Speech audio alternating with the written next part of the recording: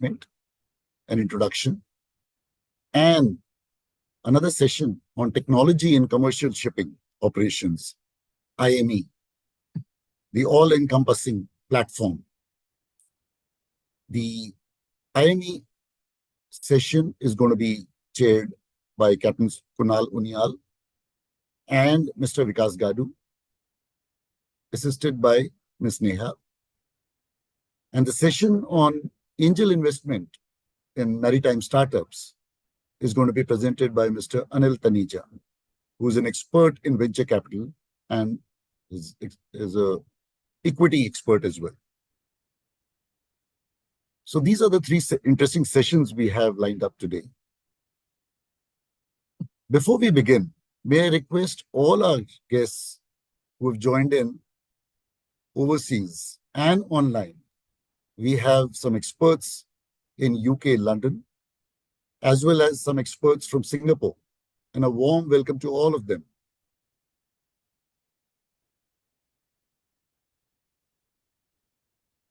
For the keynote address, we have with us today Captain Harish Khatri, a stalwart of Indian maritime shipping.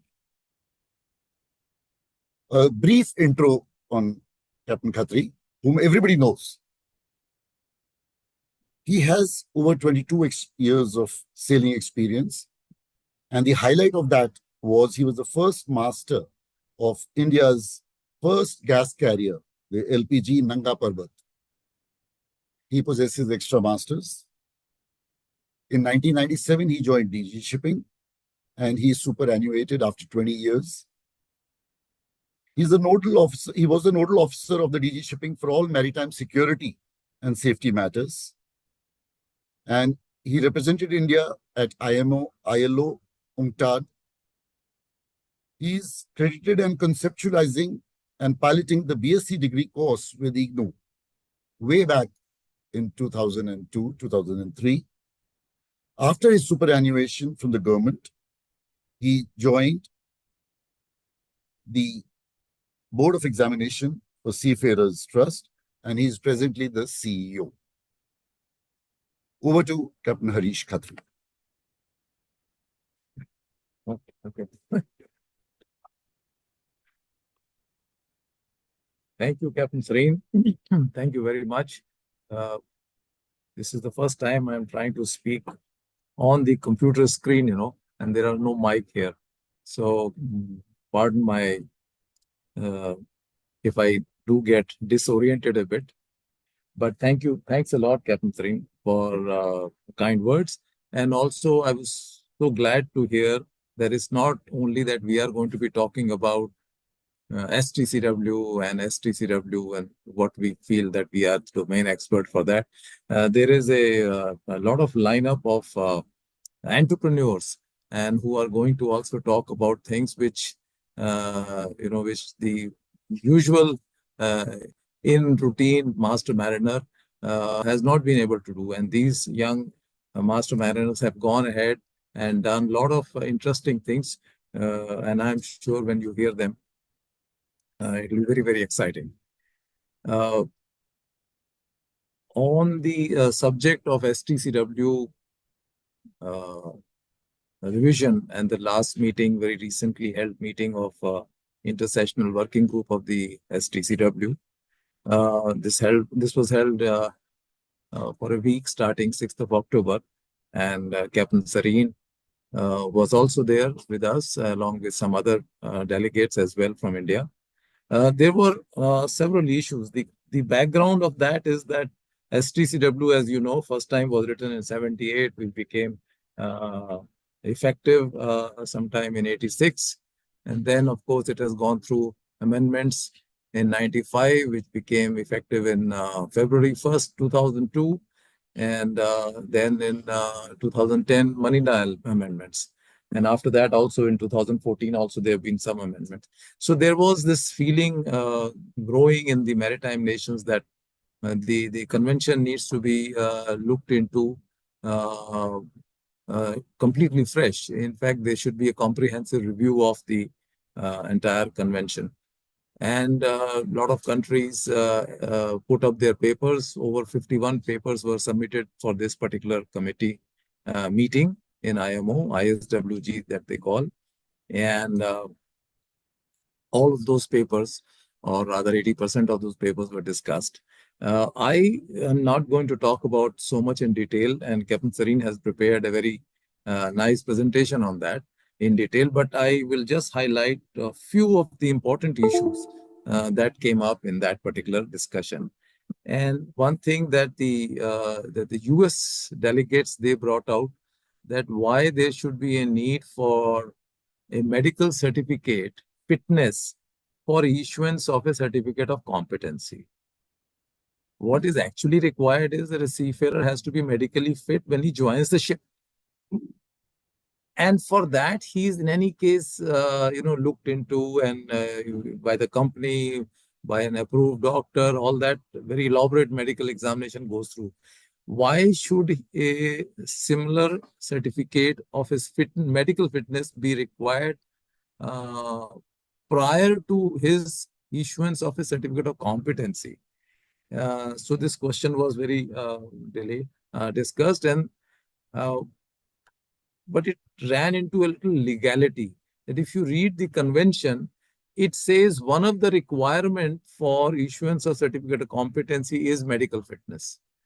Uh, so it was kind of a, though everybody agreed that yes, there is no need. Why should you trouble? In fact, in India, I remember that if you are to go and do uh, PSC, and I suppose PSC is in any case a medical certificate is required. Yeah, for smaller of the things also a medical certificate is being required. SPSS. Yes. There may be some need because those courses do put a person into a situation where physical fitness is required. The legal opinion of in the IMO was sought, and apparently there is some leeway that that the maritime community is going to work at to allow that that the medical fitness need not be a necessity prior to issuance of the COC. I think there's something wrong with this camera, or what is it? Okay, we can continue. Yeah, but it is blurred completely. The other thing was an issue came up. Yes, that's better. The many of the delegates said to remove the entire subject of celestial navigation from the second mate syllabus, and there were a lot of arguments. A whole lot of countries wanted to remove it, actually. And we had to intervene to say, look, this is fundamentals. And if you don't teach fundamentals, you may not teach very high level of navigation. But the fundamentals are most important. And if you remove that as well, then the entire seafaring is an issue. So this issue will come up. What was agreed then finally on this subject was that we will change the review and change the syllabus relating to navigation, keeping in mind the modern technology that has come in, but not remove per se the entire celestial navigation that came out. Then the third, and which is the very, very important thing, US, China, Philippines, Korea, and EU countries. You can imagine that's the whole world almost, leaving aside Africa and probably India. They have put up a paper, and very strongly, that the sea time, the mandatory sea time of 12 months for a second mate should be reduced to 6 months. Yes. Of course, they agreed that the 6 months bridge watchkeeping requirement should not be disturbed. So, which if essentially means that in 12 months, 6 months, bridge watchkeeping is taken care, then remaining 6 months is actually for cargo work and ship operation. So all of that can be taught, all of that can be taught on the simulators. They are saying reduce 6 months.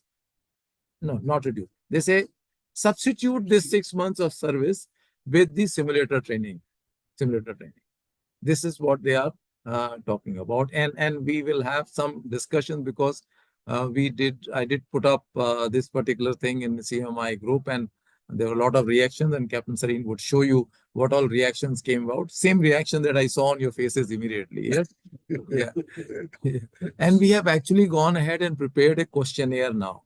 You see, you must understand that while we all would say, what the hell? Not happening, not happening. But when you have host of countries saying that we want it, then you cannot stand up and win this argument just by saying not happening. You have to give some reasons, you have to give some stats. So a questionnaire has been developed. In fact, this is the first time, the first gathering that we will share that. And then we'll, of course, improve on that. And the idea is to develop a comprehensive paper backed by these statistics as to what Indian master mariners, and we would also forward it to the other countries as well, what they say about this issue. Then there was just one or two more issues. It was agreed that several of the new issues that have come up, like cybersecurity, psychological first aid, mental stress, there is a need for having some training on these issues as well, while keeping a close watch on ensuring that the load on seafarers do not increase. So if you want to add something new, the consensus was that you must remove something. It cannot be further added on to the seafarer. The lining principle being that there should not be additional load on the seafarer, and also there should not be any downscaling of the training. These two things that were really the underlying issues.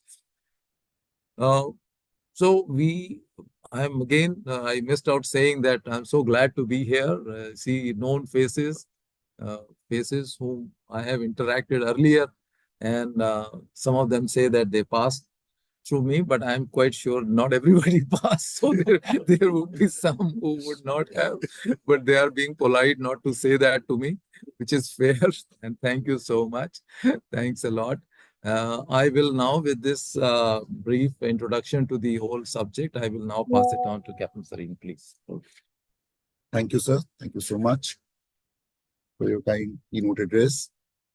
The background to the ISWG at IMO, the session, has been very nicely concised and elaborated by Captain Khatri. Certain changes from the mindset have to be brought in, and this was just that the input-based training needs to be changed over to the outcome-based approach. So the whole idea of competency at operational level was that after completing your shipboard training and passing your COC, the person at the support level is fit to work at the operational level in the capacity for which the competency certificate is granted. Unfortunately, we do not find this on board, and that's where most of the master mariners as well as the seafarers face this issue. And the idea is to bridge this somehow via the STCW mode, and whatever is not done by the STCW is then thereafter done over through the value add courses, which the companies then do. This is the current scenario. The aim at STCW was to bring in few of the courses at the value based into the code B or a guidance level, to which there were lots of discussions, lots of debates, oppositions, especially from ship owners, from ICS.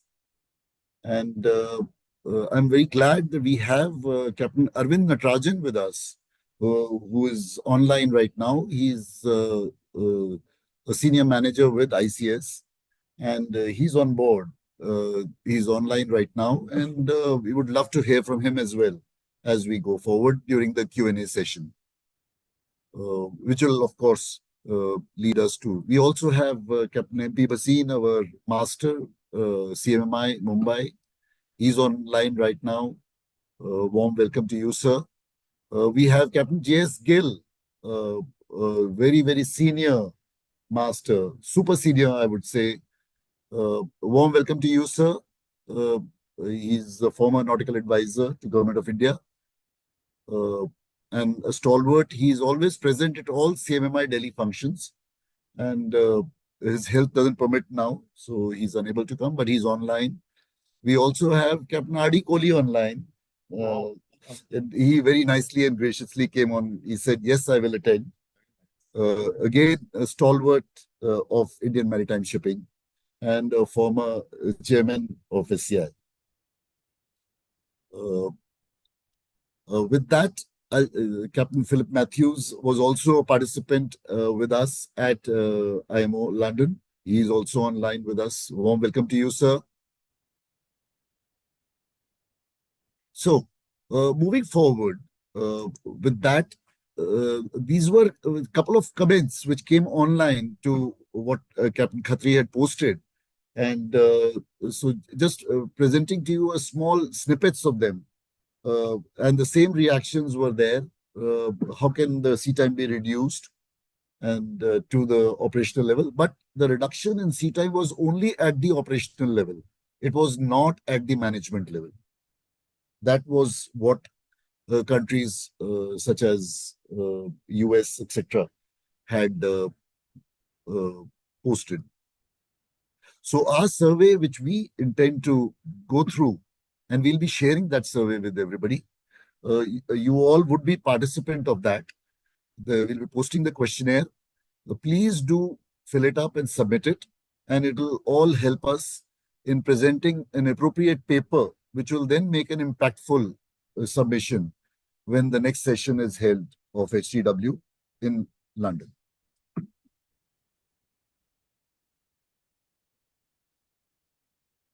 There were lots of discussions on new technology, AR, VR, and that was a part of the discussions, the automation.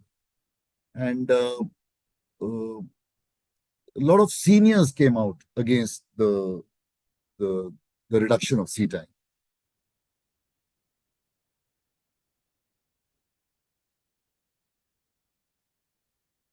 For the simulator, the exercises to be made to simulate all the tasks which resemble the reality of shipboard scenarios, they are free from any real risk. This was also one of the comments which was made. And the simulator courses are only like vitamin supplements, another one of comments made, and not the real actual scenario which can be presented on board or in the simulator. A balanced approach which combines the simulator training with the actual onboard experience would ensure that the safety remains paramount while also addressing the perceptions and adaptability of the younger generations. That is the key with which we have to go forward. Enough about the simulators and what all they can do. We are all aware of that. I'm not going to go into the details of it.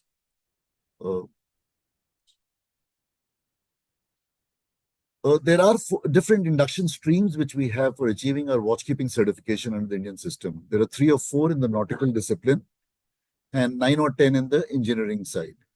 They all lead to the same competency levels. The method followed is based on the principles which are prescribed in the STCW convention.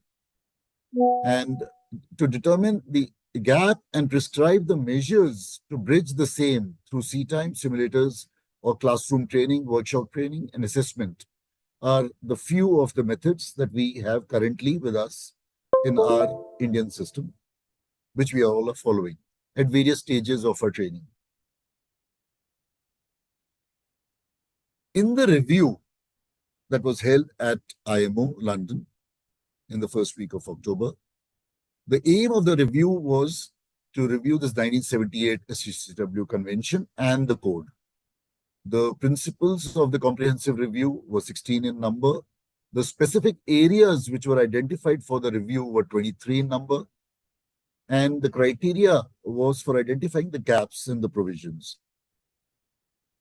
This is what the work was on. I'm just giving you a little review of it. It goes into much more details with the regulations and the chapters, which I've totally tried to avoid here. The meeting with the stakeholders started in May 24. There were 51 papers presented in totality at IMO. India presented 9. The process groups developed the papers, and we have to now take that forward with all the papers that we have submitted at the ISWG. The papers were grouped according to the gaps which were identified in the documents in order by the chair. The vision for the Indian Merchant Marine manpower source is what is termed under the Maritime India Vision 2030, which aims at increasing our present share from 12 to 20% of the global manpower requirement. This is our aim. This is the target which has been set to us. And this is what we aim to achieve. So we should know the numbers that we're talking about before we go ahead with any such changes.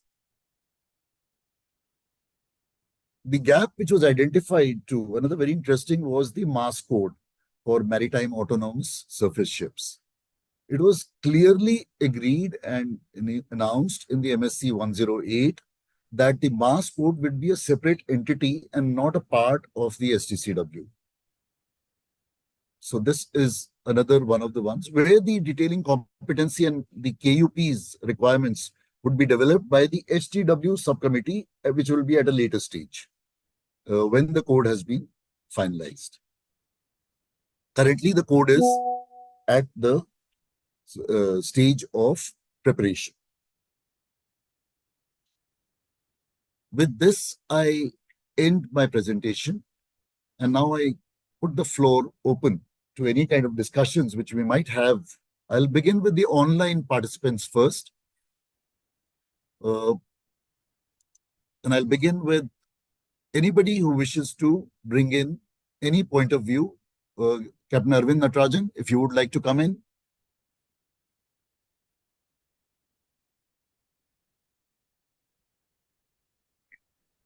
Thank you, sir. I'll just wait for any questions that might come up, and then I can present ship owner's view. But thank you for inviting me. Thank you. Sure. Most welcome. Any particular questions?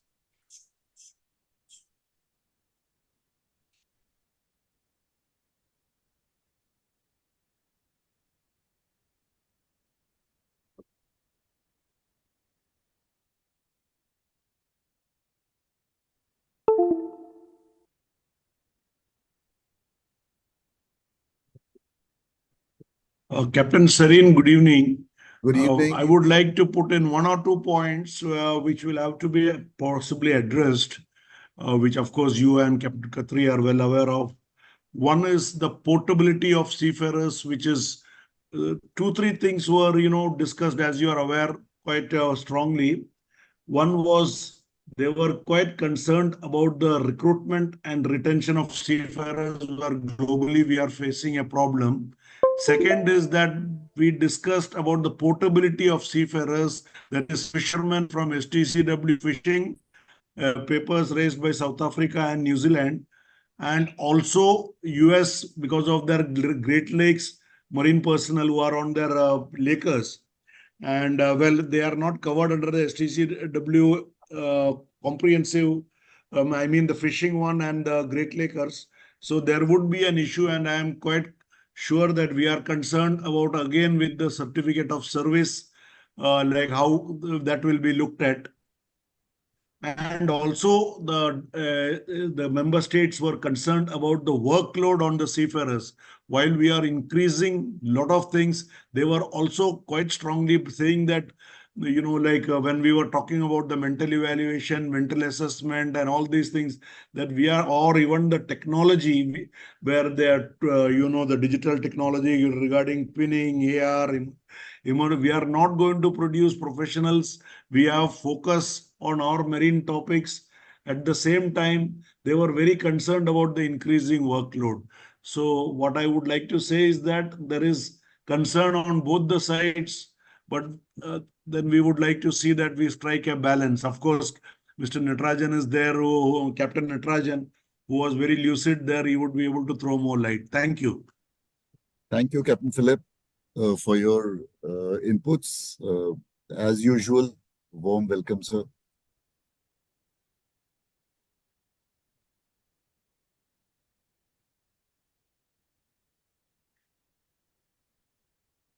Captain Arvind, any inputs from your end, please? Yes, thank you, sir. So this was indeed a proposal by South Africa, United States, and some other member states to allow for not only persons from fishing vessels background, but also perhaps from naval background to easily get employment in the merchant service. And there was a lot of discussion about this, but ultimately it was decided that it is up to the administration to do a gap analysis between the competency requirements for fishers and for persons from naval background if they want to get a certification under STCW to work on merchant ships. And I believe many administrations, including India, are doing that. So and this was the decision that it should remain status quo in this manner. Thank you. Someone else wants to see. So, I just wanted to, Arvind, just wanted to also convey this to the audience and also to Captain Philip, who raised this issue of fishermen and also this ex-naval officers. I think both the issues are already settled in India. As Arvind, you correctly said, the view came out, I remember the Canadian delegation also said it, and correctly so, that a gap has to be bridged. A gap has to be first understood. A gap has to be first identified, and then administrations could take a call on that. And this line of thinking has actually, in fact, been done already in India, and the matter is settled as far as we are concerned. Also for fishermen, and I'm not able to recall exactly what scheme we already have of moving the fishermen into the main fleet, but I definitely recall that we have given some age relaxations, some education relaxations have been given for moving these fishermen into the main fleet if they so desire. So such a situation already exists in India. Thanks. Thank you, sir. Thank you for your input. There was another burning issue, and that was on sexual harassment and sexual discrimination. And with the increasing number of women seafarers coming up, so that will be a big part to play, and that will be addressed in Chapter 2 and Chapter 3. So that was another part which was debated in great amount. Captain Arvind, would you like to put in anything on that? Yes, sir. If I may, so those who may not be aware, already some aspects of training have been included in Chapter 6, which is the PSSR course, which will come into force from the 1st of January 2025. And but from ship owners' point of view, our opinion was that PSSR course is for new entrants, and this kind of training to address this behavior has to be from top-down approach from the senior management on board ships, and many companies are already doing that. And that is why the idea is that the training should be included within chapters 2 and chapters 3, and the level of training should be different depending on the competency. But the idea is that existing seafarers who will have to do revalidation will be trained for these issues. And so this kind of behavior will be tackled better rather than only concentrating the training for new entrants who will do the PSSR course. So thank you for all the support that we received from this. Thank you. Thank you, Captain Arvind. And just to share that we in India, sexual harassment, gender sensitization, is already an integral part of all our courses at competency and modular level. So we're already dedicating our hours to that, and it's a part of our each certificate line is there at the bottom, that each certificate that the candidates do in modular courses, the candidate and competency, they have been gender sensitized. So that's from the Indian perspective. A warm welcome to Captain MP Bhasin, Chairman of CMMI Mumbai, and warm welcome, sir. Thank you, Captain Sareen. First of all, my congratulations to you and your entire team for conducting this wonderful workshop. It is so nice to see Captain Khatri sitting with you, and it takes us back to our Delhi days, when we used to do our NMDC functions, our CMI activities. But that we leave it for our talk on the drink table. My really gratitude and thanks to all the participants who are online and who are physically present in the wonderful Indian Habitat Center. I see the very comprehensive things, Captain Sareen, you have arranged. Of course, IMO, you, Captain Khatri and Captain Arvind Natarajan is there, Captain Philip Matthew is here. You all were together with you, Captain Sareen, in London. So this is one of the things that India is taking it up very strongly at IMO. A dedicated team of people who are going there, collating the ideas, doing the workshops within India, and then presenting papers on each and every subject. And what you are seeing today is actually in the nutshell, the outcome, not the final outcome, by the way. The final outcome is far, far away. The date, the year given is 2027, 2028, which is being when the amendment will come into force, and these are the deliberation state. But the way the Captain Khatri was showing the slides, taking it over to point by point, and then Captain Sareen showed the slide, it gives the idea to us what is actually happening. We were thinking STCW is only with the regulations of COC exam or our chapters or whatever curriculum to be for the exam. It's not only that. They are discussing today mental wellness. They are discussing today gender sensitization. And rightly mentioned, Captain Sareen, India is already doing it.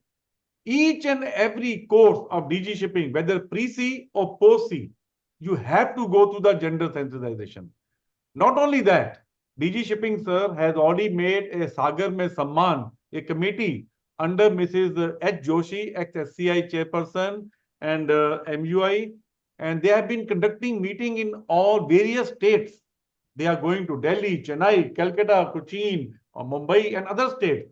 They are meeting the stakeholders. They are meeting the women seafarers. They are meeting the teachers. They are meeting the company representatives. And they are collating the feedback, and then they are activating it. So I would say, whatever Arvind Natarajan said, it will be coming in the next year, in the January. Sir, it is so glad that it is coming up from the IMO level also. But we just wanted to put, we are already far, far ahead of it. So that is a pride movement for India. I also see, sir, you have my good friend, Captain Kunal Unial. I really love him. The way he does the thing. I don't talk to him much, but we do share a kind of a personal rapport. Amount of things. There's few girls I know who are working in the commercial shipping, sir. They are graduates and they have done course from him, under him. And they are doing wonderful job. That is, giving the input to bring the genders within the shipping through this. They have never seen the sea. But when I spoke to few of them because they went to MSc and we met them in the other location over there. Captain Kunal has really put the real shipping things in their mind, apart from the commercial. He takes them. That's what I am given to understand by the students, especially the girl students, when I was talking to them, they were so happy. And I am also told most of the chartering companies in North, even in Calcutta and Mumbai, they are all vying for him. And this should be encouraged. So I am glad, Captain Sareen, you took it up It is just backdoor to you, and you brought him over there. Only person I don't know is Mr. Anil Taneja, and I'm looking forward to hearing. you know, and we say financial thing. We as a seafarer, we always lack planning our financial things, our retirement fund, we at an early age we get funds, but we miss the boat. Unlike the shore people, there is a pension or there is something, we miss that boat. So that is something we need to know. We have also done some exercises like that from CMI Mumbai. We brought some people. Recently, CMI Bangalore did a wonderful exercise on that. They also brought for the financial independence of our financial security. These are the part and parcel of human development. So my best wishes to each and every one of you. I am looking forward to hearing more things in this thing. Thank you very much. Thank you very much. Thank you, Captain Basin, for your ever valuable inputs. And I see raised hand by Captain Arvind Natarajan. Captain Arvind, over to you. Thank you, sir. And this is just a new topic which, at least from ship owners' point of view, we would really appreciate if the Indian administration would consider to support. And this is regarding a proposal to introduce mooring and anchoring competencies for ratings in charge of a navigational watch.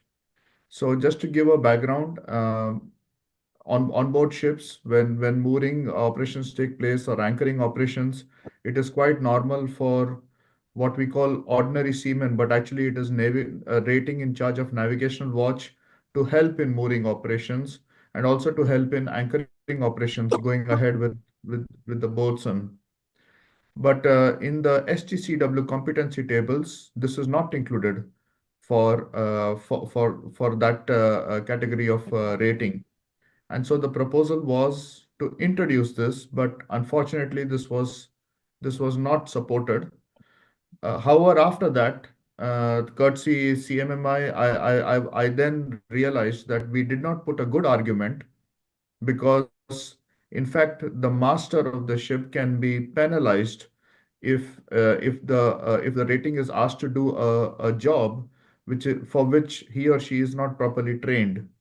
So it's just a request if CMMI can speak with the Indian administration to reintroduce this discussion for introducing mooring and anchoring competencies for rating in charge of navigational watch. At the moment, only able seafarer deck is suitably trained for this, but it requires more support from other seafarers as well.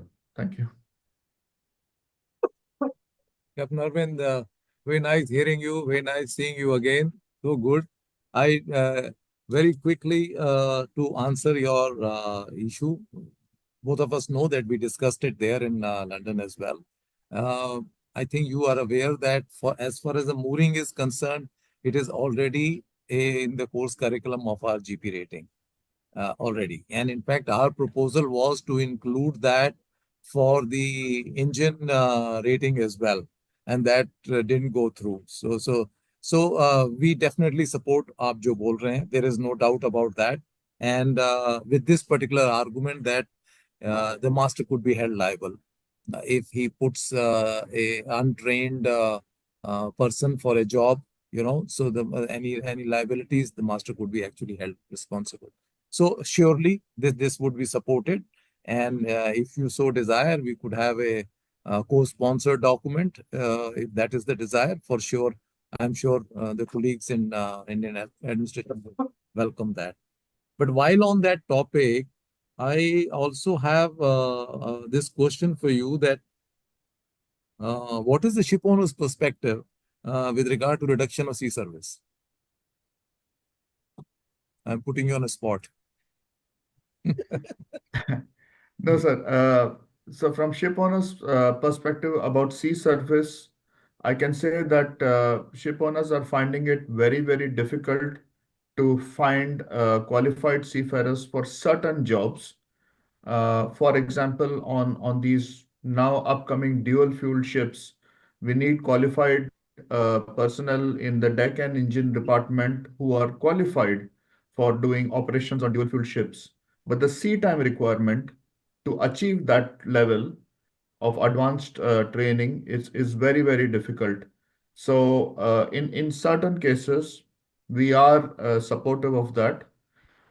In the discussion about simulator versus sea time, again, ship owners are supportive, but what we want to say is that it does not mean 6 months of simulator is equal to 6 months of sea time. We do not agree with that. What we only say is that there has to be a good argument, a good case to be made for a simulator time to be considered in place of sea time. But again, it is not 1 month of simulator equal to 1 month of sea time. The argument for simulator is the fact that there are certain scenarios, there are certain situations which can be replicated in a simulator efficiently, which perhaps in a normal sea time experience, one may not be able to achieve. Also, mentorship during sea time is something very important, but which is not very not addressed in STCW. So the quality of mentorship depends. So there are some arguments for simulator or against simulator. Again, I will say that simulator can never replicate a real time scenario and the gravitas that one gets in a real situation. Simulator can never achieve that. But some consideration has to be given because it is difficult as you know very well, for cadets to get a berth. It is difficult for them to achieve sea time. So then we don't have qualified people. So in short, ship owners are supportive of simulator, but consideration must be given as to exactly how this will be achieved.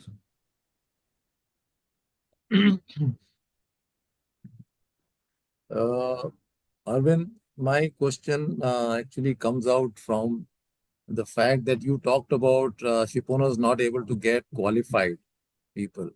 Fair enough, understanding. I really appreciate that. But are we looking at only qualified people or are we looking at competent people? And this is the question I really feel ship owners should also be asking.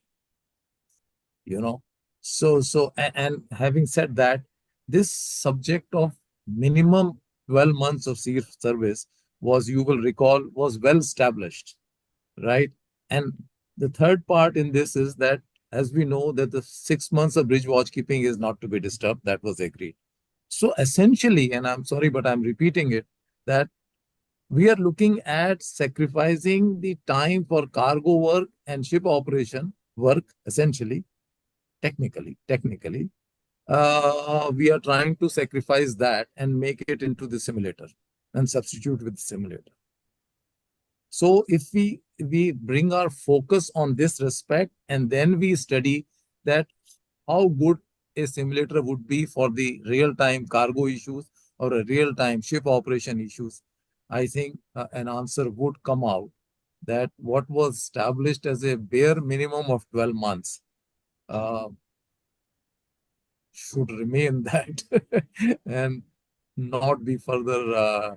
But as Captain Sareen said, and we have actually developed a survey document, and we would be so very happy to pass it to you to seek your comments to add or minus some questions in the manner that we have put it, and then also you run it through your groups and systems and let's see what comes out, and that would be the real honest outcome of this particular exercise for all of us. Yes, sir. Can I ask, does that mean that I can share this questionnaire with our membership? Is that correct, sir? Yes, Arvind, absolutely, absolutely. What I said was that we have prepared something of a draft right now, which we will personally share it with you. You have a look at it, and we welcome any comments on that particular draft document, right? And once we both of us agree that yes, this is a valuable piece that can go through, then by all means, we actually want to share it, you to share it with your group, with your members, and then we will also pass it on to our Captain Jacob and all others, so that a very comprehensive document comes out in with hoping for the STW meeting itself to take this issue forward. Thanks. Well understood, sir. Well understood. It's the timelines are a little tight, but yes, that would be really appreciated, sir. And just about the other discussion about competency for ratings in mooring and anchoring. So if you recall, that discussion was not supported. As an NGO, we cannot raise this issue again because we will be censured, because the decision was that issues that were being discussed and decided at ISWG cannot be raised again.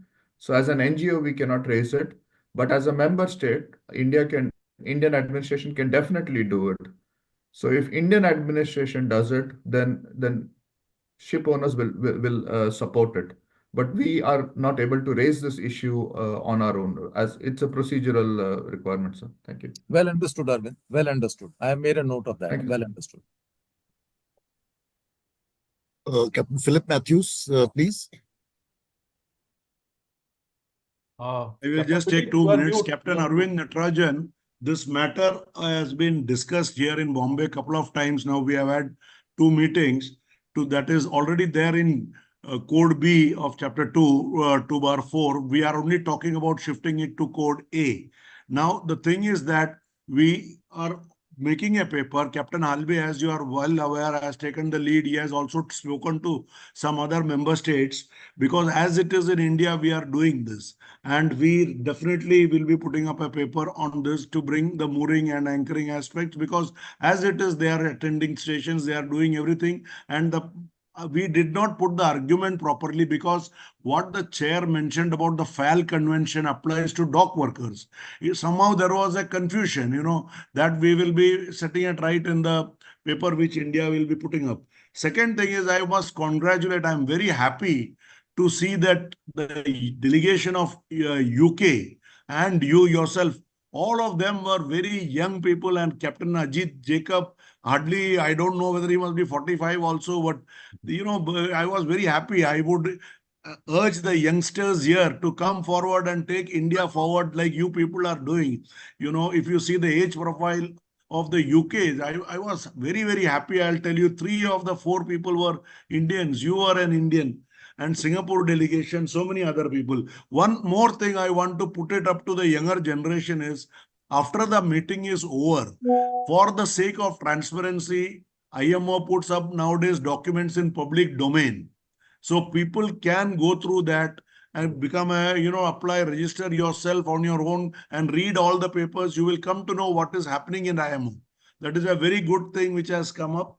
And these are things. And regarding the perspective of reduction in sea time, it is a controversial topic. Well, even the ship owners in India have something to say about it. I am not saying that it should be made 6 months, but they will definitely ask for some proportionate reduction for the simulated time. It may not be 6 months, it may be 1 month, or it may be something like that, because whenever you ask any ship owner, they have a problem of shipboard training berths. That is for sure. Thank you so much. Captain Philip Matthews, we are Indians, and whenever we have a controversial topic, we'll create an opportunity out of it. Yes. So it is an opportunity I for will us, just come in and here. we will create an opportunity out of it. Yes, Captain Basin, please go ahead. It's a very, very pertinent point. Reduction of sea time and the wishes of the owners, well known, and the wishes of the industries and the teachers, all the people. Recently, it is very eye-opener for me also. I have just come across a point where they are saying that Indian IMU and DG shipping record for the decade, it needs 60 port watches. I repeat, there's a requirement of 60 port watches, each of 6 hours in duration. Now, if you are sailing on a VLCC, which has a very few port calls, and it goes alongside not more about the 24 to 36 hours, how are you going to fulfill? And tanker owners are already telling they are not able to fulfill. And now we are talking about reduction of sea time. So a lot of deliberation will take place, lot of things will take place before this come into effect. That's all. I just wanted to put this thing is also going on behind it. Thank you, Captain Basin. And now we have one of the most senior masters from Delhi, Captain J.S. Gill. Captain Gill, please, the floor is all yours.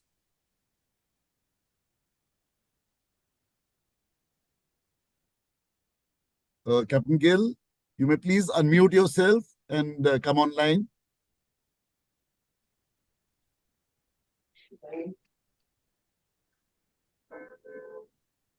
Captain Gill, sir. Good evening, sir. Good evening. First of all, I congratulate you for the event you have organized. Now, one new point I mentioned to you, when Nautical Advisors post was created in the Department of Commerce, inspectorate of training was mentioned, and Nautical Advisor was the inspector. That has diluted. Otherwise, every year there is a very strict inspection of the training centers. I would put it, think of an inspectorate for the training. Along with that, all of you are far ahead of us. I congratulate all of you and I thank you very much. I look forward for in Happy New Year, Happy Diwali. When I get well, I'll come over to you. Thank you very much once again. Stalwart of the industry. Thank you. Thank you so much, sir. We seek your blessings at all stages and will continue to do so. Wish you very good health, sir. Thank you. Thank you. Namaskar, sir.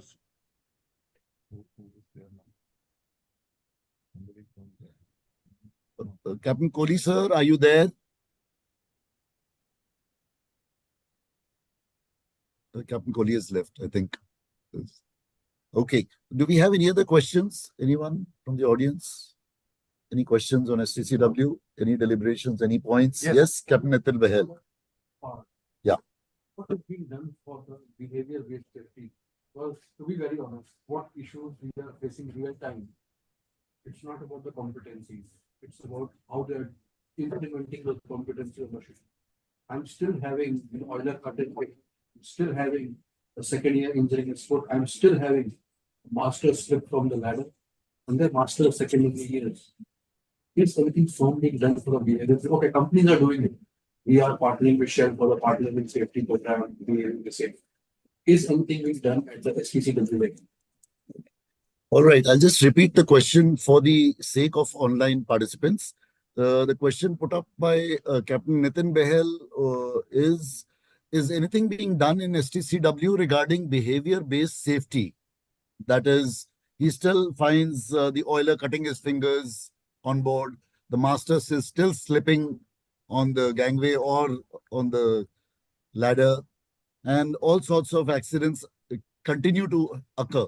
So now he's looking at it from a company perspective, from an operational point of view, and I'm sure there must be some insurance angle to it as well, because there is going to be a cost attached to it, and it gets attached to the operational capabilities of seafarers on board. So his question is any behavior-based safety being done in STCW? Any views, sir? Any views from the audience online? Captain Natarajan want to speak. Captain Arvind Natarajan, please go ahead. Yes, sir. There was indeed a proposal. So the competencies in operational as well as management level, chapters 2 and 3, has a competency for leadership and management. And we believe that this particular competency is quite ignored because it is just addressed in maybe a 1 hour or a 2 hour classroom session, and that is it. But the proposal was put by some other member states, I don't recall which, to further improve on leadership and management skills, and such behavior skills. And this reminds me of the time when I was a junior officer, and I went for a safety briefing.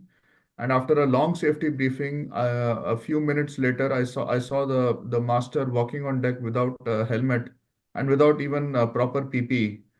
And then I thought that it was just a lecture and nothing more than that. So this kind of behavior needs to be addressed. And so the proposal is to further develop those competencies, behavior, soft skills, leadership, management. And I think that this will also improve the transition for onboard persons to shoreside opportunities as well. So there is a proposal for that. Thank you. Yeah, thank you, Captain Arvind. I think Captain Bahel would have got your answer. Yes, sir. Please go ahead. Another one of the most senior, most masters from Delhi. We want to know, are we doing anything for the mental health of the CPL? In my own career, in my own experiences, I've had a second mate totally mentally sick. And somehow I managed to keep him under control, giving him tramadol, and he was discharged. He was reported to DGG. But within 3 months, he was found out on a ship. Are we doing anything? How do the companies scan a person? Because it was very dangerous. And incidentally, I was also signing up in Singapore after discharge, completion of discharge. And with so much of tension, I developed some joint aches. So I went to the doctor. And the moment I went to the doctor said, Captain Chatra, yes, I'm not well. You ought to be not well. I'm surprised how you handle that second mate. So I said, we are meeting first time. I have never told you anything. He said, the same second mate was discharged from a ship in South Africa. And he said, team of 5 doctors had to be sent by the company to the ship, and he was injected by elephant gun injection to tranquilize him, and then to. And so much of expense was caused to the company. I don't know how I handled, but So, handled. yes, But to my very sorrow, the companies, they compromise so much with the commercial aspect. I feel, yes, commercial aspect has to be taken into account, but it cannot go all over safety. There has to be some compromise. Are we doing anything? okay, the question, I'll put it up. I'll repeat the question which Captain Chaitrat has put up. And this is with regards to the mental health of seafarers. Is anything being done in STCW with regards to the mental health? He cites the reason of a particular case on board his ship where a second officer on board was mentally unwell. And the sign-off took place. And then a couple of months later, the same person again joined another ship on board. So his query is with regards to that, because there was a lot of commercial loss and an expense which was incurred in this particular scenario on board. So is anything being done with regards to mental health of seafarers in the upcoming revision or review of the STCW? Would anybody would like to answer that?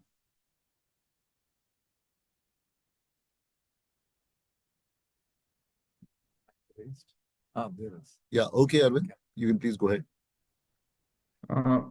Yes, mental health and psychological safety are two issues that have been identified as something that needs to be addressed in the STCW convention and code.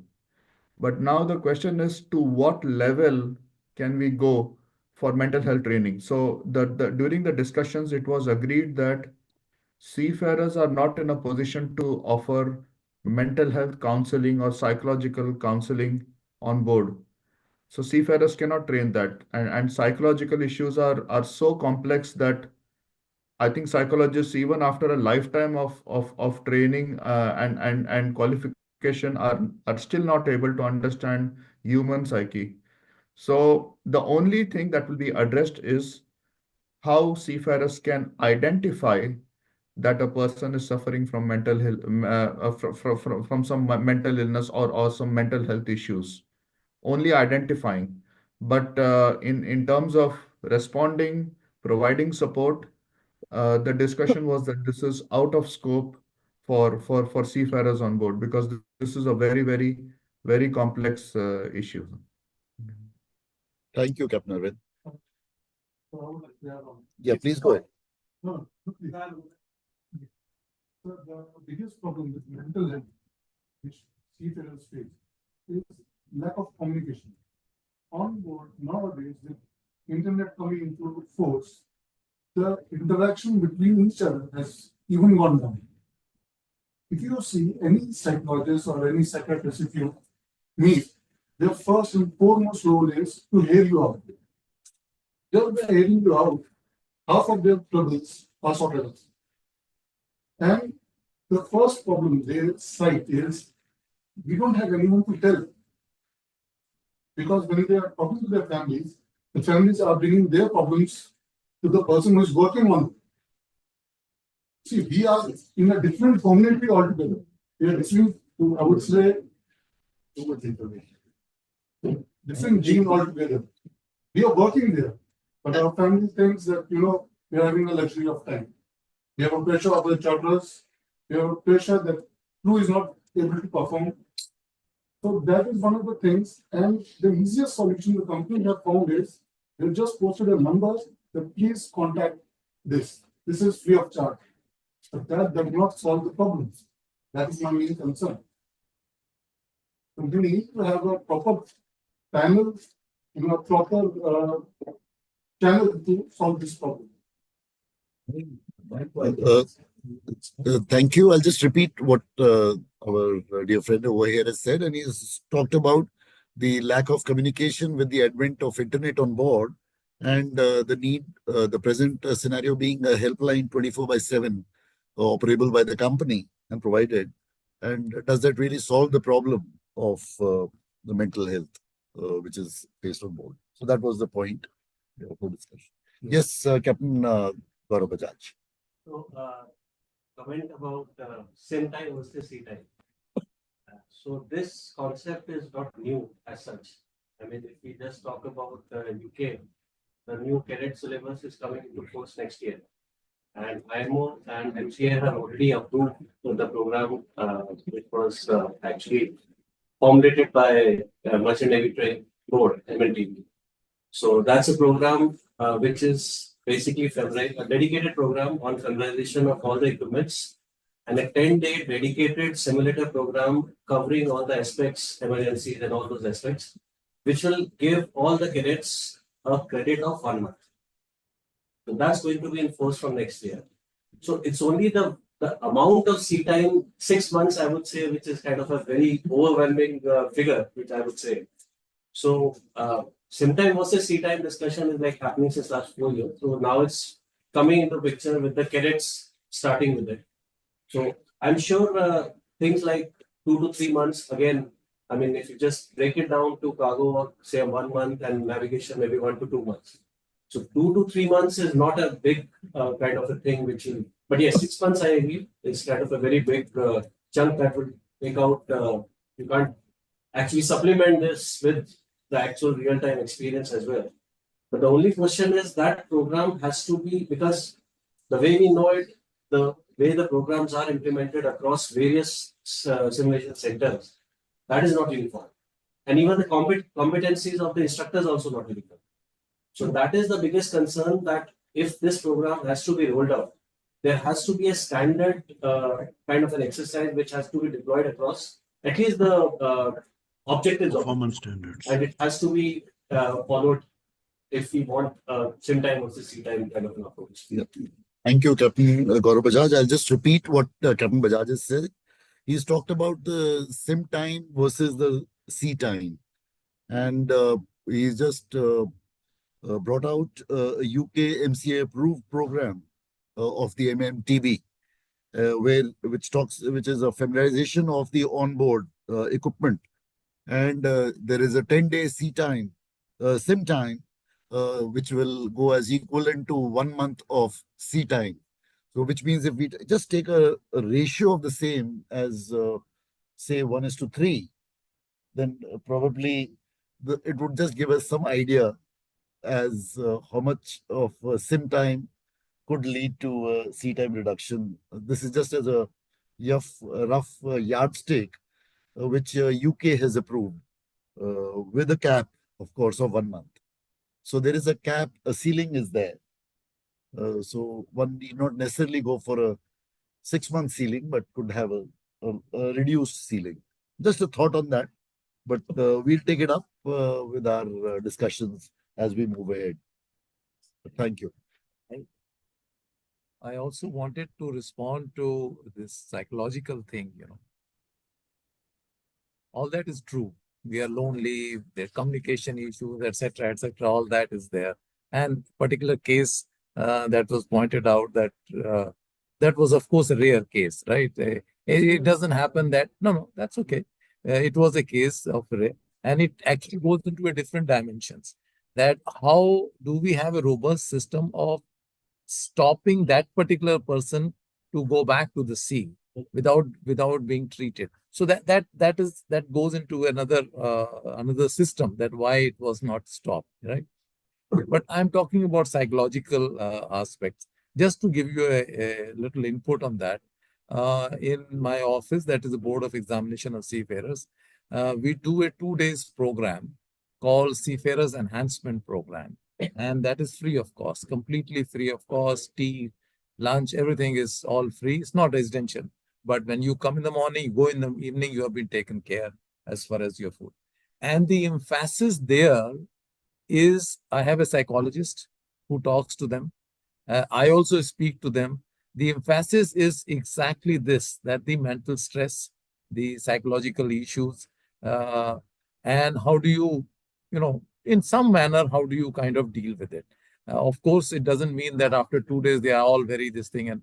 But in fact, and we do have we discuss actual cases of accidents, casualties, which have resulted into suicides on board the ship. And, I have a compiling of the such cases where cooks have been found to be missing, several of them. And quickly, when you talked about loneliness, in my own understanding of it, that I think the most lonely person is the cook, because he works alone, completely alone. He has a messman to support him sometime, but he works alone.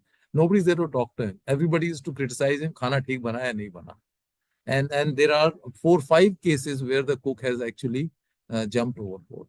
So this is just, and we emphasize to them that while what they are saying, Arvind is saying, and Captain Philip is saying, and everybody is correct, that psychological thing to train a seafarer in psychology is a very huge task. But let's look at this. Let's just compare if 2 of us are working on board the ship on some work and my finger gets cut. What do? You first thing is that you kind of attend to me in the first aid part. Now, this is exactly what I always say, that if I find you not talking, you're having some problems, family issues, etc., etc., all that is needed to begin with is that I put an arm around your shoulder and hear you out. I'm not saying it is going to cure. I'm not saying that in every case of suicide, a person shows any signs. In many cases, the person shows no sign whatsoever. That also happens. But this psychological first aid is what I always talk about, that you can always, talk and kind of empower the seafarers in that respect. And sea time issue, yes, point is well taken, and we're quite open in when we talk in terms of our survey, and let's see what comes out of that. Yeah. Okay. Thank you, sir. Thank you so much. And if there are no questions, then we'll wind up our session now, and we'll begin with session number 2.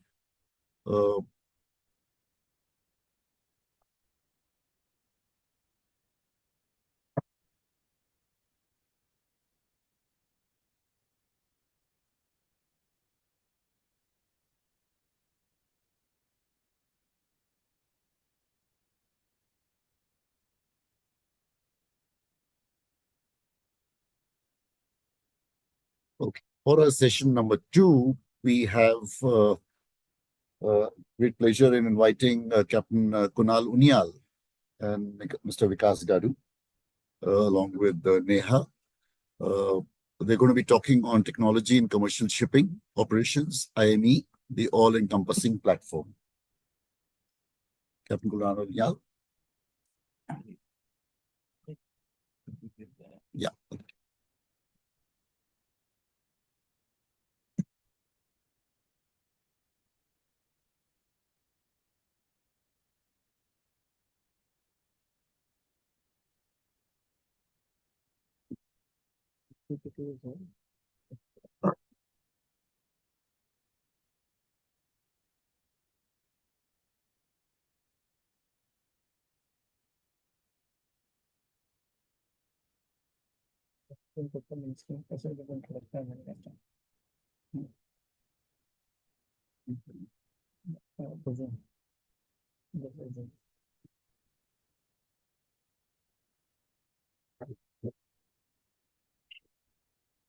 Yeah, the screen is already showing.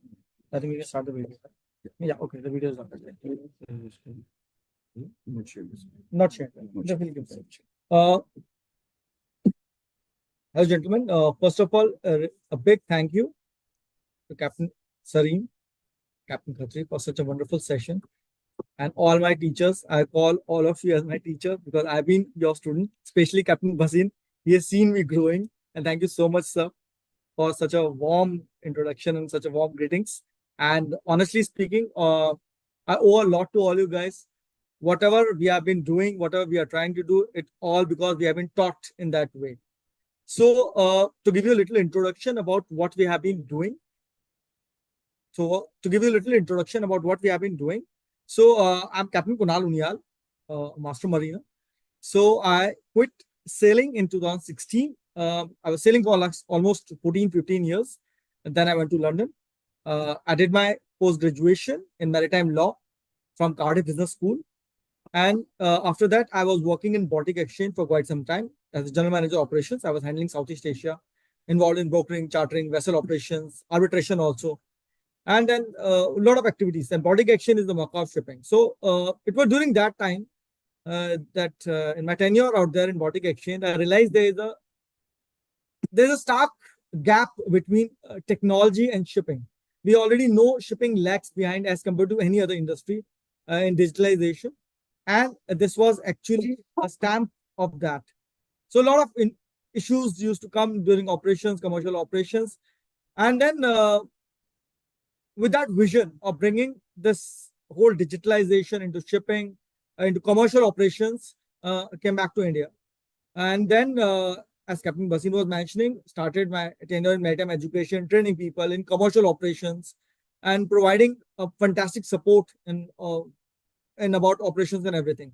However, it was just a beginning of what we are planning to do.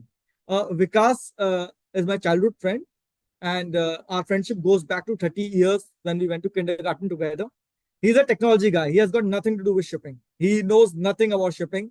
He is a hardcore technology guy with almost around 18 to 20 years of experience in technology. So I'm giving it over to Vikas to give you a brief about what he is doing, and then we'll take it ahead from there. Hello, everyone. First of all, thank you so much for giving us this opportunity, and everyone in the room as well. Thank you so much and on call.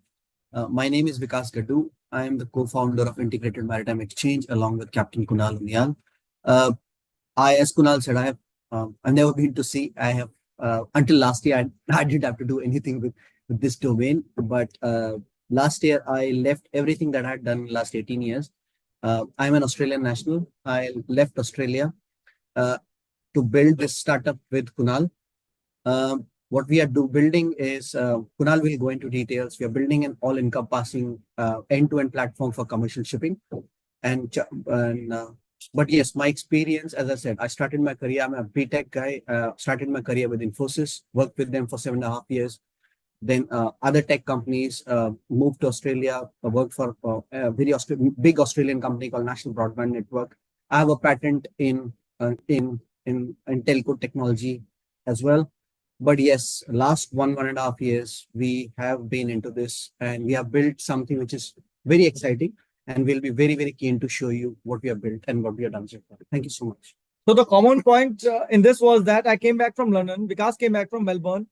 We started our operation in India to build an all-encompassing shipping solution for commercial shipping operation. We are building end-to-end platform, AI-based platform under Make in India. That's what we are trying to develop. That's what we are trying to build. And the whole idea is that Make in India, sell to the world. Technically, what is happening in commercial operation, commercial shipping is that we have few platforms, we have few companies, but it is all out of India. There's nothing which is coming out of India. So that was the whole idea. We have got talent here, we have got technology here, we have got best of the people here. So why can't we do it in India? So that was the idea.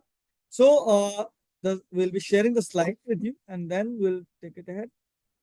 I hope you're able to see the slide and then yeah.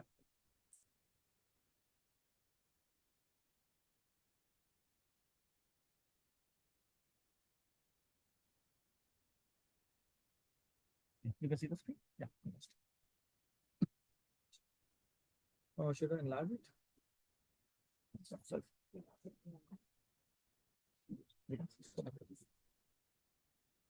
I'm not well versed with Windows solution, Windows 4. Can't find that option. There's usually an option at the bottom right of the screen. Hide the taskbar. Hide the taskbar.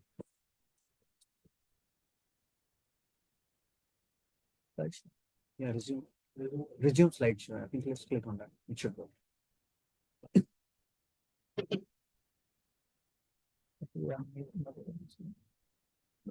No. I think we have to go like that. Just close the left.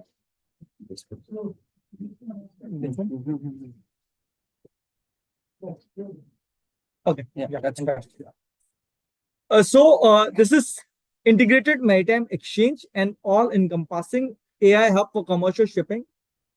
Basically, we are building India's world's largest maritime exchange, providing end-to-end operations for commercial shipping, which starts from finding the business to claim settlement at one single point and one single platform. So the idea is very, very simple. We have platform, we have solutions, but they are bifurcated. They're all over the place. We have got different tools at different places. Another thing is that we do not have all of it at one place, and the solutions that exist in the market are very, very expensive. We have run surveys with shipping companies. We had a discussion with companies, and the common discussion and common topic was that what should be the cost of these solutions and why are they so expensive? First and foremost, as we were discussing, shipping any which ways lags behind in digitalization as compared to education, as compared to food tech, as compared to transport, media, anything. Shipping lags behind. All of us know. When I was in Baltic Exchange, I remember doing the calculations in Excel, and if I want to fix a vessel, I need to give a phone call, do a Skype call, WhatsApp, and it goes on one-to-one basis. More or less, even after 6 to 7 years, the situation is still the same. And that's what we are trying to change. So what IME has been doing so far, IME have been extensively recognized and incubated by the leading powerhouses in India, which includes IIM Lucknow. We have been selected by IIM Lucknow We have been incubated by IIT Roorkee. We have been selected for the latest Microsoft Hub Founders Program because last year we were adjudged as one of the leading founders in the shipping industry for the commercial operations, and the biggest fundraisers of India, IPV, is leading the round for us. They are the ones who are leading the seed round for us, all because we have brought something new in this technology in commercial shipping operations, that is integrated maritime exchange. So let's talk about India. Why India? That was the thing we realized out there in Baltic Exchange. I was there. We have got very few routes dedicated to India. India is among the 16th largest maritime economy, blue economy in the world, one of the biggest peninsulas in the world. We have got 233 ports. Still, we lag behind in digitalization. India's impact is shipping, I'm talking about the blue economy, is 4.1% of India's economy. And the logistic woos, the shipping logistic maritime alone accounts to almost around 18 billion USD per year. That is the economy we are talking about. And I'm talking only and only about India. And if we talk about digitalization, India do not even stand at top 100 among the digital providers in shipping operations, commercial shipping operations. And as declared by PM Modi last year in Maritime Vision 2030, if we really want to make a progress, we want to improve our blue economy, digitalization in shipping, AI in shipping is something which need changes. And if we talk about international shipping, if we talk about digitalization shipping, it is moving at the rate of 8 to 9% CAGR. And by 2030, it is expected to be around $256 billion of economy. I'm talking about only marine digital market, AI-based tools, products. And still in India, we do not have a single platform or digital mechanism which can cater to the needs of Indian shipping companies, traders, buyers, sellers, brokers, all because the solutions right now, either they are bifurcated or either they are quite expensive. So what are we offering? What is the core offering? So basically what we are building is that we are creating an all-encompassing platform which will provide tools that is needed for commercial operations, starting from finding the business to claim settlement. However, what we realize is that we cannot develop all the tools at the same time. So what we did was that we started developing our latest and the most advanced laytime calculator in the market right now, which is AI-driven laytime calculator. Now, all of us knows what laytime does. It helps you tell us what events has occurred in the life of a ship while the ship was in a port, how much time ship has spent in a port, how much money is owned by which party to which party, and basically everything that has occurred in a port. So generally what happens is that the processes are quite manual. We get a SOF, we get a timesheet, we get a charter party, we calculate the lay time, and it depends upon ship to ship. Tankers, it's little easier. Dry bulk carriers, it's a little complicated because of weather factor and all. I got my teachers there who have taught lay time calculations to me. And what we understood was that this is something which has not been cracked so far. So we started developing it. For last 1 year, we have been working on that. And now we can proudly say we have developed the latest AI-enabled laytime calculator, by which the laytime calculation, which generally used to take around an hour or so, maybe 40 minutes, 50 minutes, we have reduced the time to 10 seconds.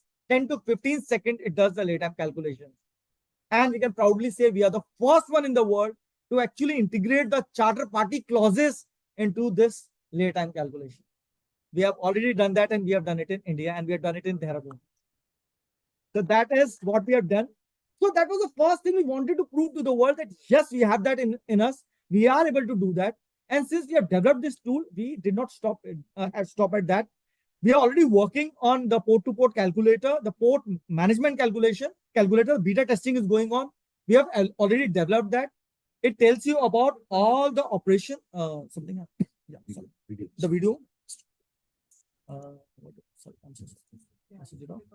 And now it's on. It's okay now? Yeah, fantastic. So now we have developed the port calculator as well. We are developing a sewage calculator, deadweight calculator. Marketplace, email passing, we are bringing it. All of it is happening slowly and gradually, and we are developing these tools. The whole idea is that to cover three aspects. First, to ease the commercial operations, which have been very, very complicated. Secondly, to provide end-to-end operations at one single place. Thirdly, to get rid of the expensive solutions. Tier 1 brokers, charters, owners, just they might be happy using expensive platform. But what about tier 2, tier 3 guys who do not have access to digitalization? Right now, as per the survey, only 30% of the commercial shipping parties, including broker, charterer, traders, buyers, sellers, they have access to the digital tools. Rest 70% are still relying on the outdated manual tools like Excel sheets, calling, WhatsApp, Skype, and still going on. That's what we are catering to. Our idea is very, very simple. Let us democratize this market. Let everybody have access to this system so that everybody get a chance to use this operation. It doesn't depend whether your budget is $100 or $1 million. It doesn't make any difference. Everybody should have access to that. Depending upon your capability and your spending power, you should get access to these tools. That's what we have been doing.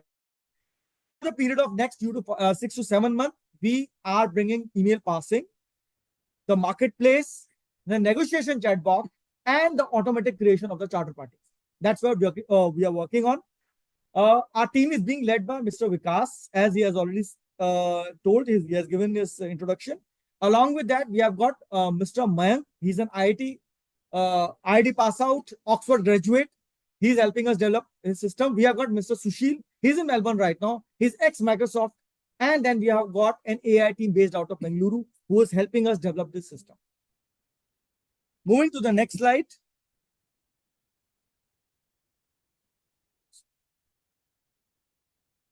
Okay.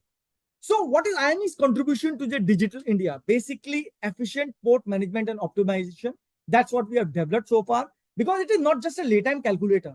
What it is doing is that not only it is doing a laytime calculation, it is analyzing the laytime reports for you, giving you the data, the statistics for your ship and for that port, that what has happened in last 5 years and how you can save cost in the following year.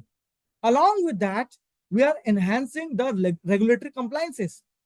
Further to that, the data-driven policies. Basically, that is the most important thing right now. And I can proudly say, since it's a cloud-based platform, the data is 100% protected. That is what I always ask shipping companies, that do you ever ask this question that where your data is stored? Our servers are in India, it's in Bengaluru. It's fully protected, irrespective, like other companies, they have got data, maybe it's stored in China or in some other places. We have got it saved. And till the time companies do not want to share their data, it is completely safe in the clouds. Along with that, we're improving national security and risk management and boosting our maritime economy. That is the whole idea. Since we are all stakeholders sitting here, talking about Indian economy, how to develop it, we have got leaders here. That's it. That is the whole idea. Let us develop the commercial operations in such a fashion that will make in India and sell to the world. That's the idea. Moving to the next one, advantage IME. So increase revenue generation. That's what the idea is, because every penny saved is the penny earned. If a ship is able to save a day or two in a port, we know what is the higher cost and what is the bunker cost, what is the port charges. We are saving that cost. Along with that, as I've said, it is a very, very cost-effective solution. In fact, when we have done this cost calculation, the licenses that we are being sold, it is 1/10 of a price that is being sold in the market right now. And then access to the advanced AI mechanism. The tools that is being used, we are using Azure services and GPT-4 Turbo, which is not even in public domain right now. Since we are part of Microsoft Hub Founders Program, we have got access to the latest technology, which is given to the startups, and we are utilizing it to use ML and AI to develop this mechanism. Along with that, we are looking for collaborations, extensive collaborations and support from you individuals for the shipping professionals from the team, so that all of us can come together and develop this platform in a fashion that we want to develop. And future innovations by IME, we are developing basically a national maritime data hub And then green shipping initiative. That is the ultimate motive, that shipping should be commercial viable and sustainable at the same time. That is the whole idea. If we are unable to solve that purpose, I do not think our platform will be able to solve that purpose. With that, I think I'll bring it to an end and open this forum for questions and answers. What do you think?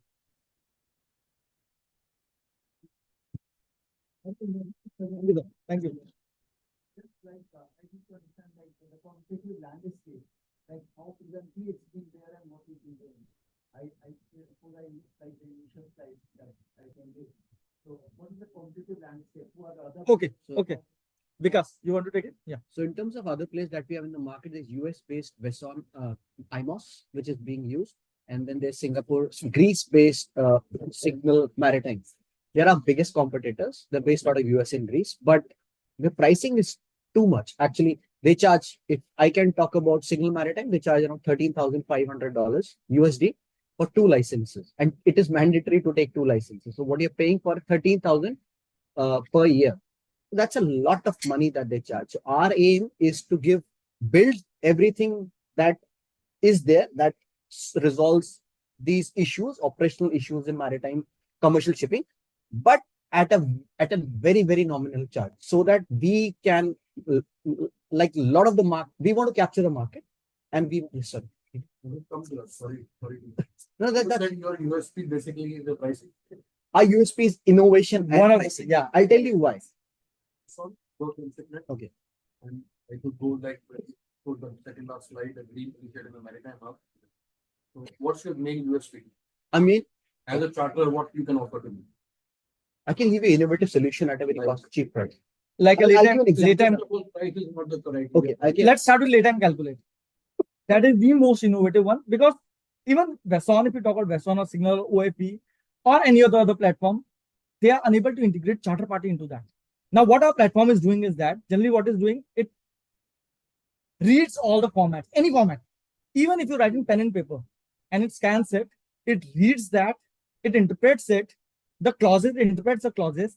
It tells you the NOR tendering it will take from the SOF, acceptance time it will take it from the charter party. Along with that, turn time it will calculate from there, and then it start giving utilization to all the event that is done. We have taken the trial also. We have been working with these guys. SOF, they are able to do, but charter party integration, they are unable. I'm so sorry. Again, same thing. So also, I would like to request any of the inputs from the room. Oh, okay. Oh, I'm yes, so sorry. Yeah. Yes, Absolutely. So this is one of the things. Another thing, what we are doing is that we are analyzing the lay time of any particular ship for the ports and the ship for last any years that they want. So what will happen is that, first thing is that it will give them the exactly how much time a ship has been spending in that port for last so many years, what all has happened in the life of a ship when it was in that port, and what has led for the delay in the ship. Another thing is that right now we are working on that. Next is that we are bringing the weather factor also there, because you see the weather factor and the mostly claims arising out of weather factor and interpretation of that. So it will be able to read the weather factor and take the real time scenario. It will give a historical weather reference as well. So wherever you see a dispute on weather, it will give you a historical reference of that weather. What was there fog on that day or not? Because nobody can predict fog. Absolutely. But if it is if there's a dispute out there, out there on weather, for example, it will actually go back, and our solution will realize there's a dispute here.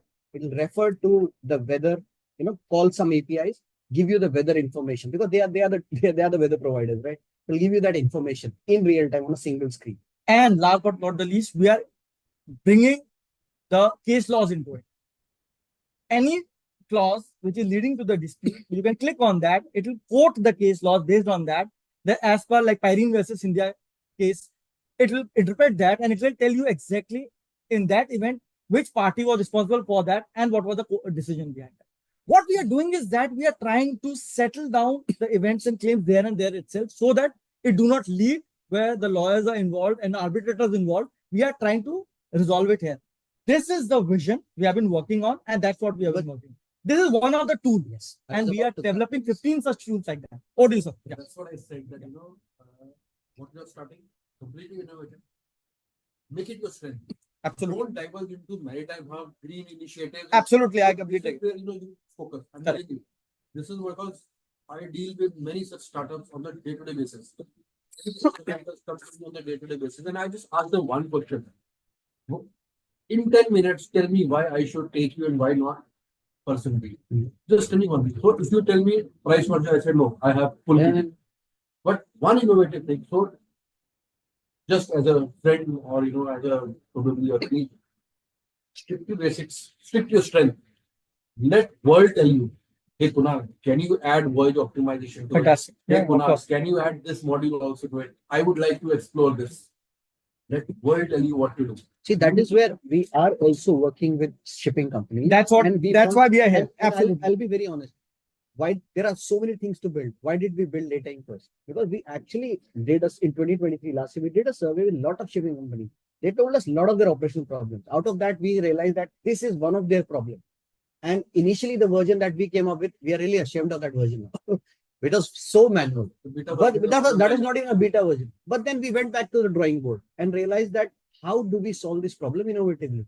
Now our solution accepts any SOF format or template. You upload it in our solution and it will read and comprehend it. And the extent is And that any charter party as well. you write it on a piece of paper. You just write it on a manual piece of paper. You take the photograph. It will be able to read it and it will interpret the clauses in that. What is the USP? Innovation. Innovation. IT. IT. Not price. Don't say price, because I'll tell you, you go to world market, price is not the criteria. Not a problem for an us. Indian market, for an Indian owner, price would be the criteria. We are okay, negotiation. People are not negotiating. They said, give me the best. What best you can get? So your USP is IT and innovation. Okay. So what Intel is saying is we pay the full price for it. I think after this, we'll be signing a contract for that. No discount for you. So along with this, I would add on to that, we are working for simulators for commercial shipping courses also. We have introduced, this is for shipping companies, innovation, this latest technology, we are doing that. But now we are working with colleges like IMU also. We are proposing this program that any college which are having commercial shipping programs like brokering, chartering, vessel operation, port management, we are introducing the simulators for them so that a candidate who is getting a theoretical knowledge, they'll be trained in practical aspects as well. And once they join the company, they'll be well versed with what is actually going on. It is basically a bridging the gap between academy and the companies also. So that is another thing that we have been working on. Any question? Any further? Online participants, any questions, please?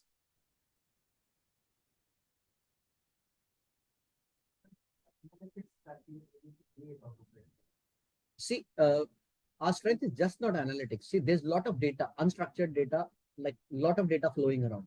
And I think not many players in this domain have utilized the data. So yes, we'll be utilizing the data. Analytics is part of it. But we are also solving these operational gaps. We are also creating these tools that you can use and reduce your operational time. So if you are investing, let's say 3 hours on an activity, we have reduced it to 1 minute or 2 minutes. So you're saving a lot of time there. And not just any tool that we are coming up with. Our intention is just to reduce the timeline that you spend now. But to answer your question, yes, analytics is a part of it. But we are more than analytics. We don't call ourselves an analytics company. Yes, yeah, absolutely. Yes, absolutely. AI is all about analytics, The more things you will add on to that. We are also integrating with other players as well and utilizing their APIs. But to answer your question, yes, it will be all dynamic, not static. Online, sir, any questions, please?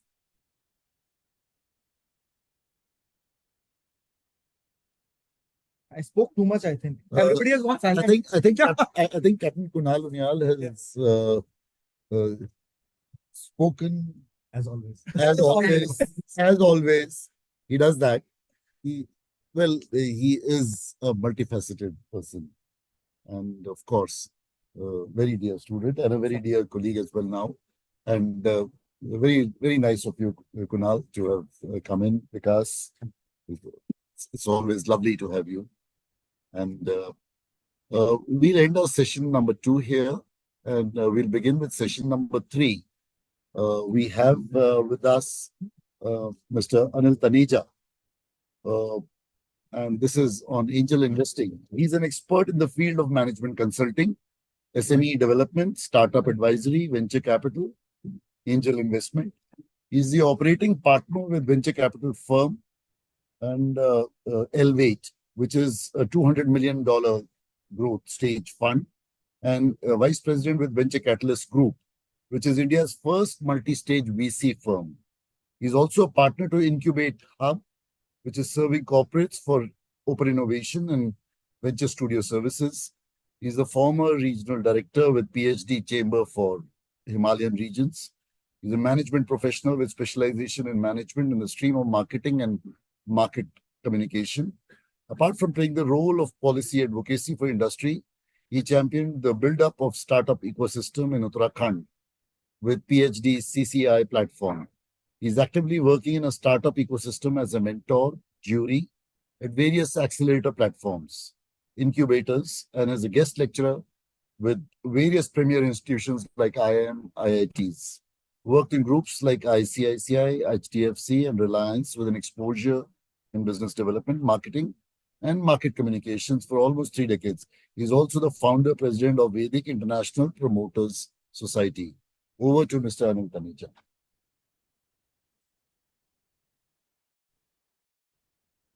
Thank you, friends. Pleasure to be here. I'm humbled to be among this,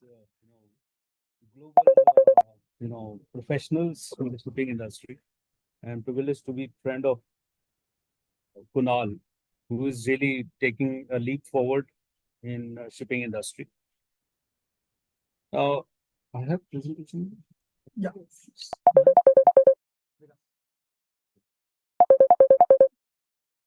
So, friends, I'm from actively now, involved in majorly with the VC world, venture capital world. India is third largest startup ecosystem in the world, after first being US, second being China, and third being India. We have the third highest number of unicorns in India. And I'm also engaged with one of the leading VC group, which is Venture Catalyst, which has funded about 350 odd companies in the early stages, and it's become the first multi-stage venture capital company in India. We have multiple stage funds, and I'm actively working along with this group on the Elevate platform, which is India's first growth stage venture capital firm with a $200 million corpus to invest into about 12 to 15 companies. At the growth stage, that means companies which are mature enough. We have spent about 8 to 9 years in startup ecosystem, and now they are scaling up to become unicorns and coming up with IPOs. So that is what I'm doing. And apart from that, I am also engaged in debt syndication and global equity for the Indian industry. So over here, I've come, and thanks to Kunal to support his venture, I've come over here to just to give you the perspective. I think Mr. Basim told that he has left behind in the bandwagon of venture capital investments and all.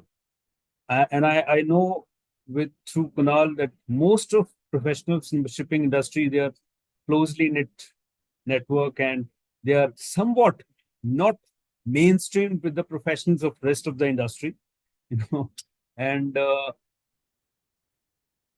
this industry also is not been able to adopt new age business as of now. So that is the reason I've come over here, just to give you a feel of the pulse of what is happening in the new age industry and how angel investments are working. So just look at the landscape that we have in India, being third largest startup ecosystem in the world. We have 117 unicorns in India and about 5 decacorns. That includes decacorns means which are $10 billion plus valuation companies. Flipkart, PhonePe, Swiggy, Zomato, Oyo. These are the companies which are,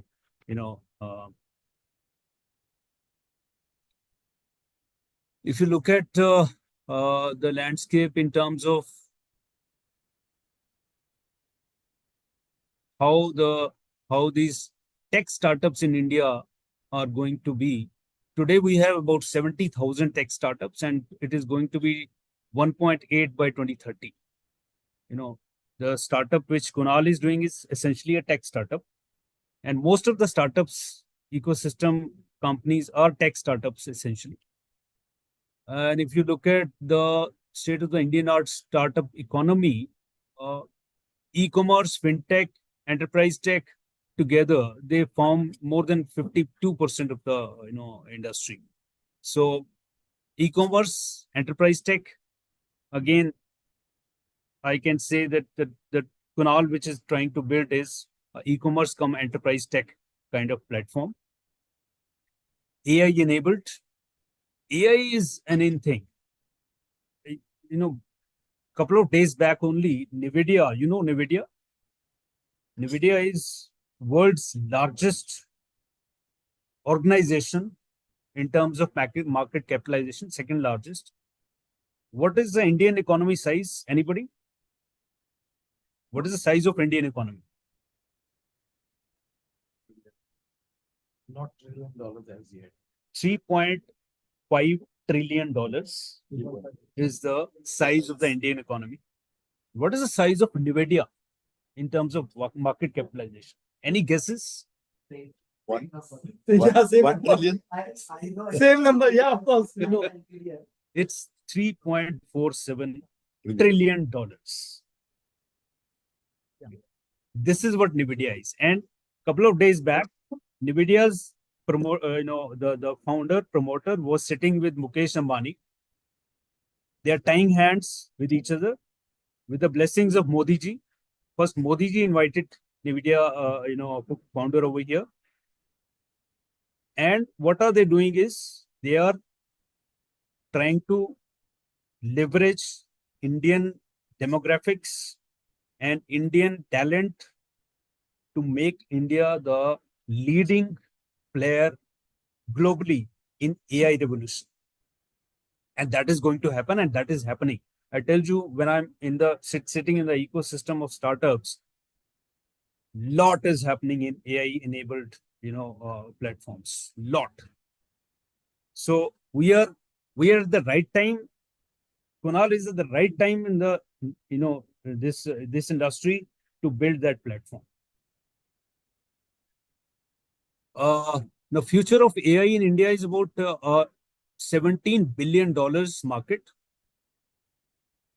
By 2030, it is going to leap to 10.6x compared to today's figures that we have, market opportunity that we have. That is $1.6 billion opportunity, and by 2030 it will be $17 billion opportunity that we need to tap. Now, this is again some. Now, my prime reason for coming over here is to make you understand how can you participate into the building, into the become active participant into the building of this new age economy or new age industry.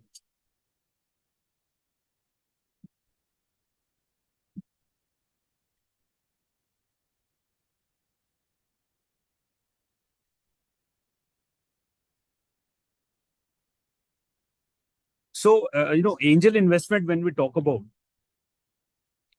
it's all about not only investment, because Kunal is building a venture which is from this industry. You guys are all from this industry, and you people can add value to the platform that he's bringing in as angel investors, because you will not be only investing into it, you will become maybe somebody will become a mentor, somebody will actively participate in the discussions in the boardroom as investor into the venture capital firm that he's building up. So active participation into taking this venture forward will not be only through money, it will be through active participation into the decision making or guidance or mentoring or lot of sharing of experiences that you can have with this. So with the support of all this, we call such investors and angel investors because they do not come only with the money. They come with a lot of value added, values that they can add into this platform. Now, just to give you angel investors, what is the motivation behind becoming an angel investor? If you talk about Oyo, the founder of Venture Catalyst Group, which I am part of, Dr. Apur Ranjan Sharma, he gave first check to Oyo, 10 lakh rupees check, right? And in 1 year, his money became 250 times. His money became 2 crore 50,000, 50 lakhs in 1 year. As of now, if he had he stay put, he would have made 3,000 times of his money. This is angel investment. So if you are investing in any company which is starting its venture, then you are expecting this kind of return. We don't talk about IRR, annualized rate of return that you're going to get on your money. We're talking about X multipliers of your investment. Ola in 3 years gave his investors 170 times of their money. Kareem 250 times in 7 years. Flipkart 120 times in 6 years. BharatPay is a portfolio company of Venture Catalyst. 2.5 years time, our investors got 197x of money in return when they exited. Now, these are the most happening time in the history of mankind. The revolution cycles that have taken place, innovation cycles that have taken place, starting from, water energy to steam energy to, internal combustion engine. And then 1950, we started with electronics and, the software. And now we have reached age where we are talking about AI. So if you look at the revolution cycles, the innovation cycles that took place, initially it was 50, 60 years. Today, the last innovation cycle started with the software and, digitization. It took only 30 years to reach next revolution cycle, which was 50 years, 60 years before that, the revolution cycles.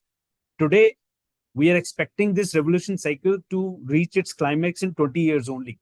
The AI, the machine learning, the latest new age technologies that we're talking about.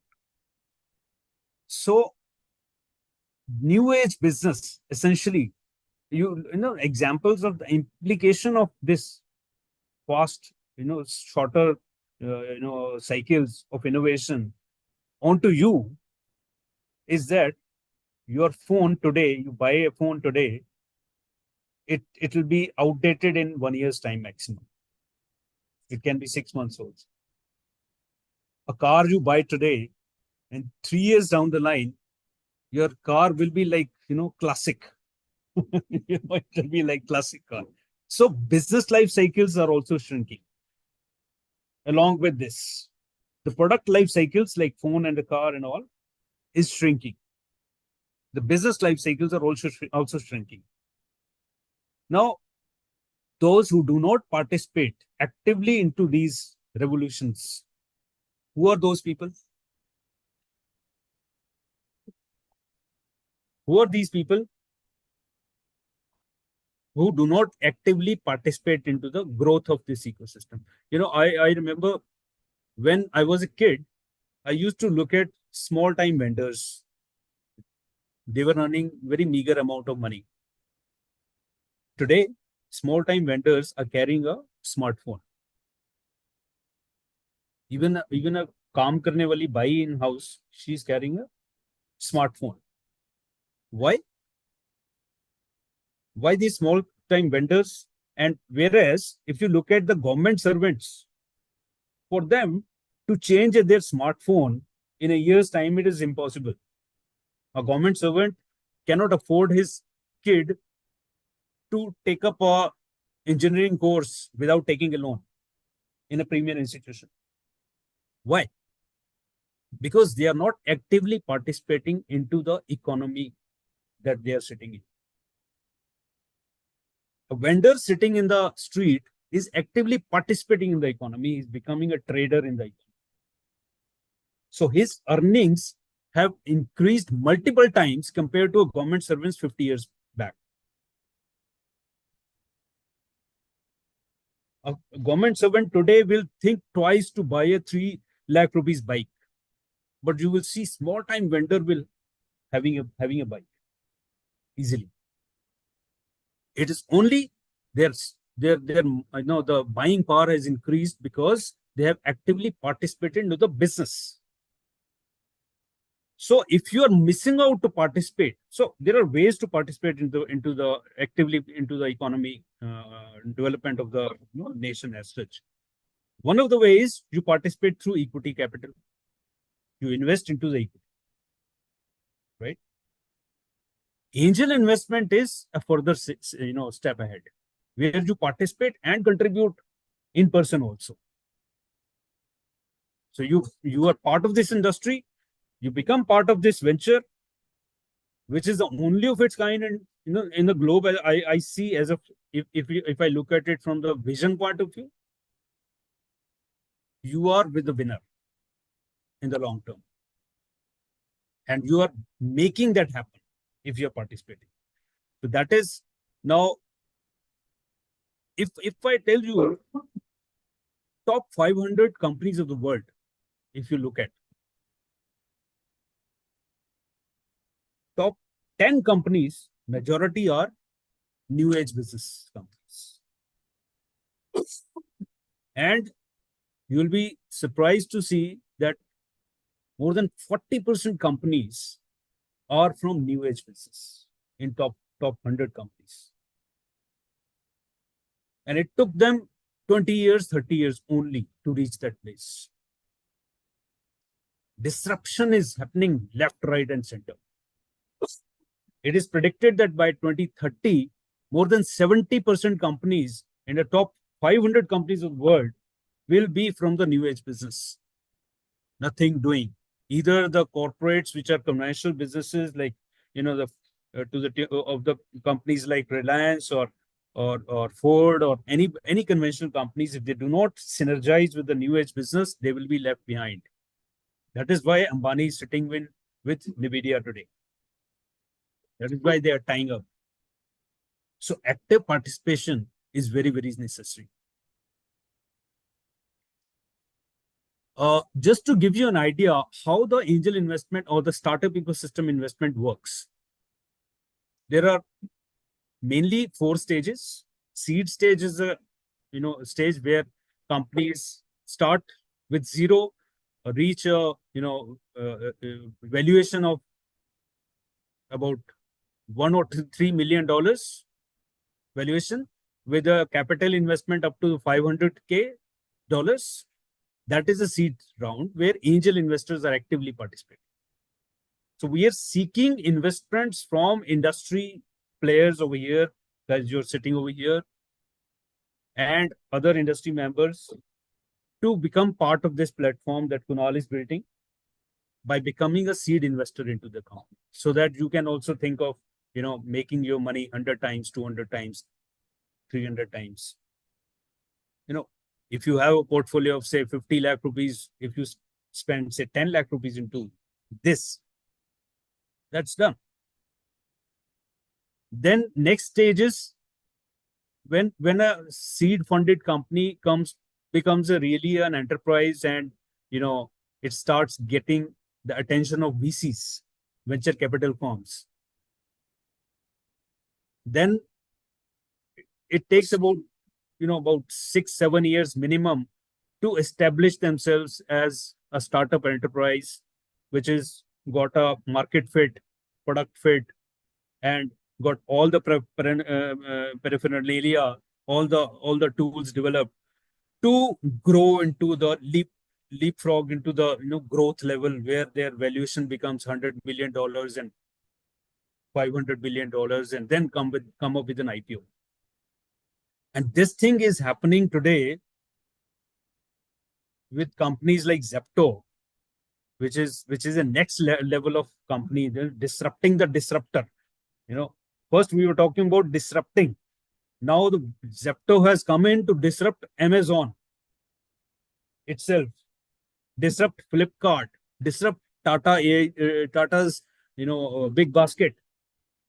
They're struggling today. Big Basket is struggling today, and Zepto has got $600 million of VC funding this year. It's the only company with that kind of ticket size. What differentiating factor that he's brought in is the latest technology tool and business innovation. So when we talk about startup ecosystem, you were talking about, you were asking him what different you're bringing in. It's not only the tool that he's developed. Any startup will be called a startup today if they have business innovation combined with technology innovation.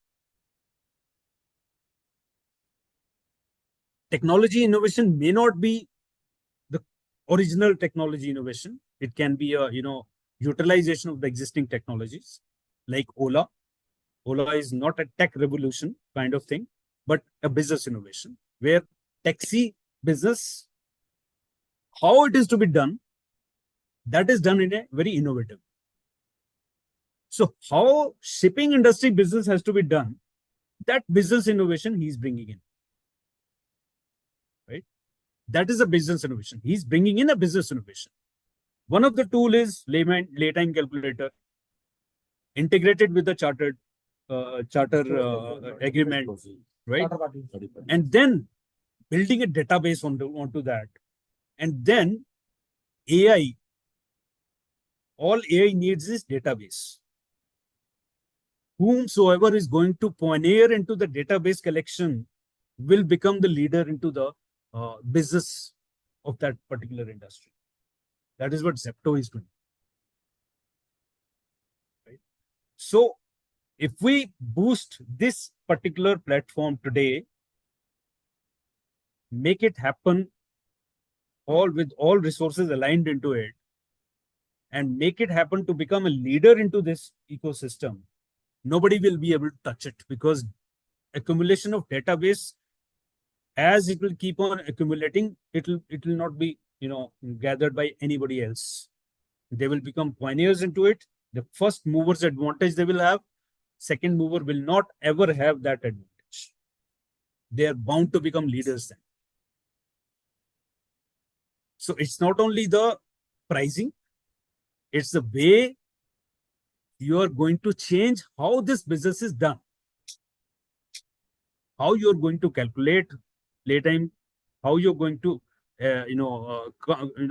execute the disagreements between the parties, how you're going to predict future agreements or future transactions, then how you're going to predict the voyage, the estimator, how you're going to, how quickly you can do it.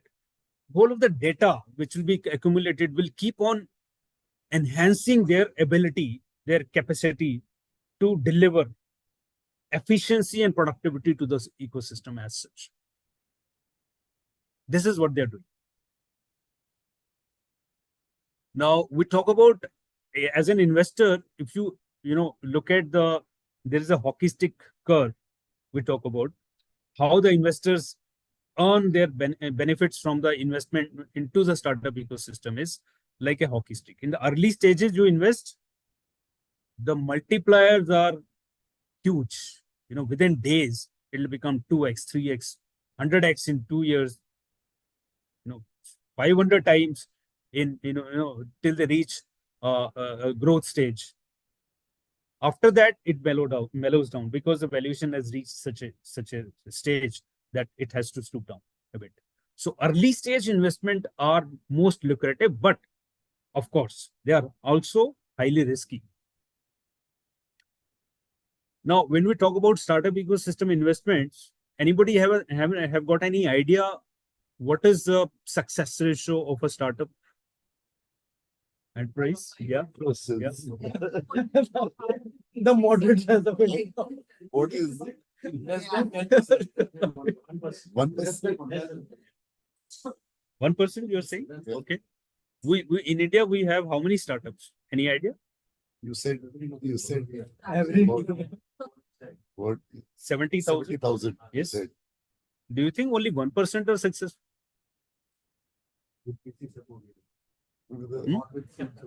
Yeah. Of course, startups are with the VC support. There is no other way. That's why we got IP. That's why we got IP. Now, I give you an idea to you. The fund which I am operating partner with, Elevate, the fund manager of that fund has managed 5 funds for last 16 years, right? And all these are early stage funds, from seed capital till early stage, before the series A or series, pre-series A, they exited. Out of 80 companies that he invested in, his return to the investors were to the tune of average about 30% IRR. Do you know what is the return in equity listed capital? Share investments that you do? 15 to 18. 15 to 18%. Maybe 20. Right? Yeah. Pre-tax. Pre-tax. Post-tax will come down to 12 years. Say if we take it to 10 years. So Correct. his portfolio return was about 30% IRR. And 50% of his companies died off. 40 companies gave him that kind of return, right? Now, it is correct that hardly 5% of the startup companies are successful. It is correct. But what happens when a company is curated by a platform, like they have been curated by IPV, by IITs, IIMs, and IPV Venture Catalyst is also one of the platforms. In our portfolio, we assess about 300 companies a month. Out of that, we select only 10 companies for early stage funding. कितना % हुआ? वहीं पे filtration हो गया. What is the success ratio of our 350 companies which we've invested into? 80% plus. So when you look at an ecosystem जहां पे एक curated startups हैं, जहां पे एक stamp लग गई है किसी platform की कि भाई this is a right startup, उसमें से जो success ratio is quite big. What are the parameters that decide? How do you define the right startup? Yeah.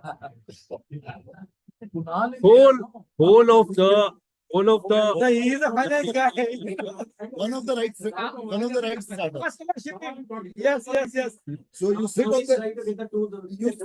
you sit on the right side of the VC, you become the right startup. No, Anil, you need to answer this question. yeah. Now it's a question Yes. from perspective in the industry. Absolutely. No, good question. It's a good question. So how do we decide, right?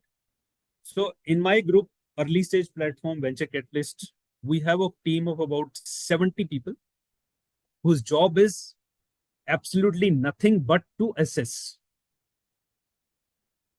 300 companies a month. Assessment is going on about 26 parameters. 26 parameters. Broadly speaking, what are the parameters? Number one, whether he's a Kunal or not. Ideas up IIT में चले जाओ, IIMs में चले जाओ, idea की कोई कमी नहीं है आज की दुनिया. बट एग्जीक्यूट कौन कर रहा है? Oyo, Ritesh Agarwal, when he came to our founder's place to have 10 lakh rupees check. He had nothing. But he could see this guy got something. He will do. He will execute. Intuition.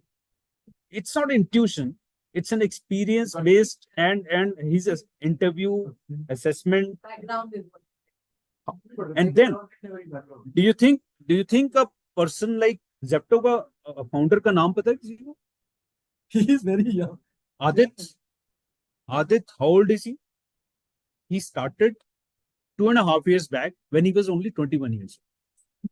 Do you think anybody 30 years back could have built a company of $1 billion in 2 years' time? 30 years back? Why is it possible today? A 21-year-old guy has been able to make a company from zero to $1 billion worth company in 2 years' time. How?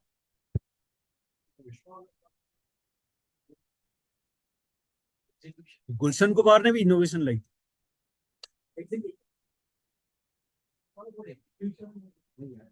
a combination. It's not one factor. Huh? It's not one factor. It's your idea, your execution. Huh? Let me add a little bit. Right? Yeah. Like what we look at while investing. So one thing is like the technology that is there, something there is not. The most important thing who is the founder, who is running, as I said, who is the founding team. Third is who is not only the founder, but what is the team that works with? Who is the co-founder? And suppose to just be a founder, if you not having a strong co-founder together, and who has a complementary skill set, that creates a value differential. So, not as well as what is the scale of the business, and then stage of business. What is the competition? So I clarify this thing to you. Zepto Adit has been able to do it in 2 years' time only because he's been supported by the ecosystem, structured ecosystem that we have today. Now, I'm sitting with him, IPV is sitting with him, IIT is sitting with him, I am just sitting with him. Investors who are going to come onto the platform, they are going to be part of it and become part of the structured ecosystem that he's going to build. Right? I'm getting them into a venture studio platform which will bring in world-class technology guys, which he will not be able to afford today. But because he becomes part of the studio, services of those people will be enabled to them. Right? So it's not only Adit which is involved in building that enterprise. It's not only Kunal or Vikas who are building this enterprise. It's built by a team from the ecosystem. I'm sitting over here advocating him, part of the team. The team has come now. They began. Yeah. On their own first. Idea came in.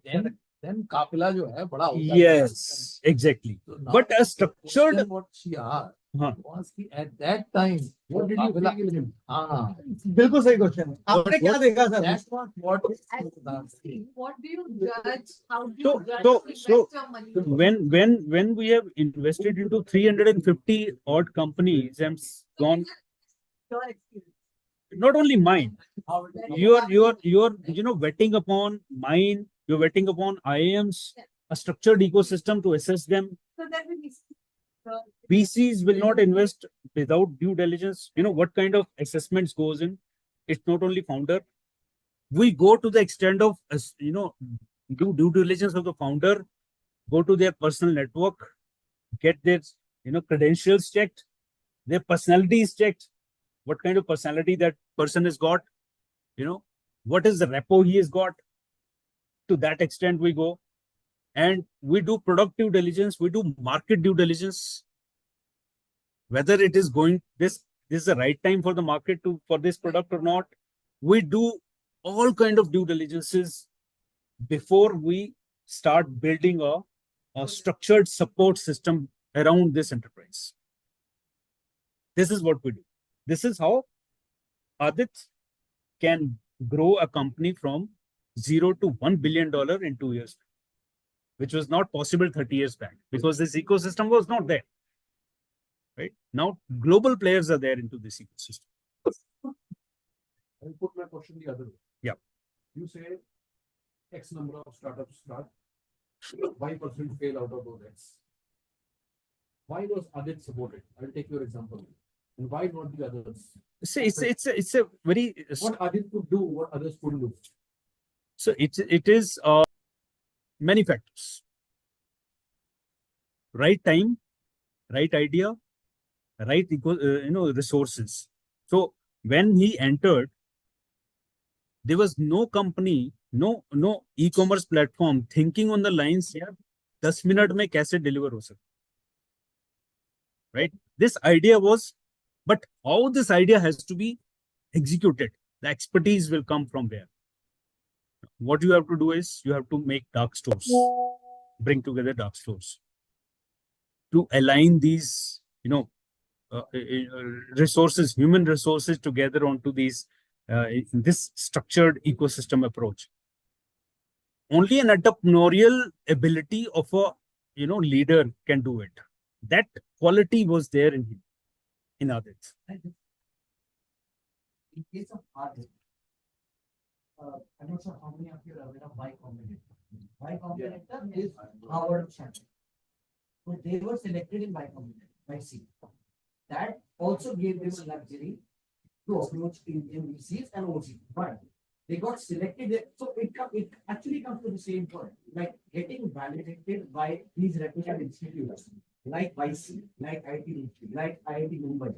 So that is another thing which really helps because they have done their due diligence. And that end, obviously, on top of that, DC works. When IPV, actually, we were called by IPV. We never expected. It's been like hardly 8 months we came into existence. We were called by IPV and they said, we are ready to lead the round. And we were like, IPV is like the biggest in India. And we were like, why? They said, we believe maritime digital shipping right now, it's boom. It's the right time. This is the right time. They have done the due diligence. They are into. So they have studied the market. Yes. They have studied the gap. They have got CEOs and MDs from the leading logistics shipping companies in their network who have been investing with them for very long. And then they started, and for last 5 months, IPV is moving in my profile. I can see every day one person from IPV in my profile, and then connecting. And I'm getting a call that we got a call from IPV asking about this profile. What is your profit? This. It's not like they just invest blindly. They and Vikram, the main lead guy, he said every day. Yeah, thank you. Every day we assess 75. So they are the experts. 75 startups every day. So they are the experts in this building this ecosystem, right? Don't mind, let's come to the point. Yeah. You're most welcome. I have an SPV. So you have the first angel investor. I have an SPV. What's your name, sir? Captain Vinod. Captain Vinod. Thank you. So many teachers here. All of us, they are my teachers here. So what we are doing is we are making an SPV where we'll pull in all of the individual investors into it. And my friend Manish, he's a company secretary, and he's going to me and him, we are going to facilitate this and invest into this venture together. And we will be aligning all the resources along with other platforms for the purpose of in person will be connected with. So the first round that we are calling in money from angel investors is a ticket size of 10 lakh rupees. Into the this is a 3 crore round that we are building for IME, and 10 lakh rupees is the ticket size which we are asking for angel investors to come on to.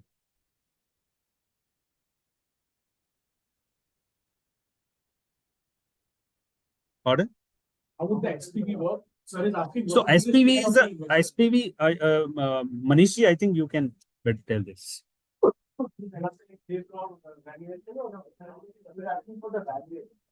Valuation. IPV. So I tell you how valuations are done in startup ecosystem. It's a very simple formula. When company is just starting, it's just a projection based formula. What is the valuation right now we have done? Okay, right now the valuation given by IPV is 2.5 million. 2.5 million. Pre-money. This is based on, what is the projection of revenues over a period of 5 years time, and back calculating how much investment, is been done to earn this 2.5 lakh rupees, 2.5 million rupees, and accordingly, what kind of money is invested at what value today. There is a formula. It's a technical thing. And, Mr. Manish. So how much is the holding 1% of the equity? Again, that will be calculated based on what is the valuation.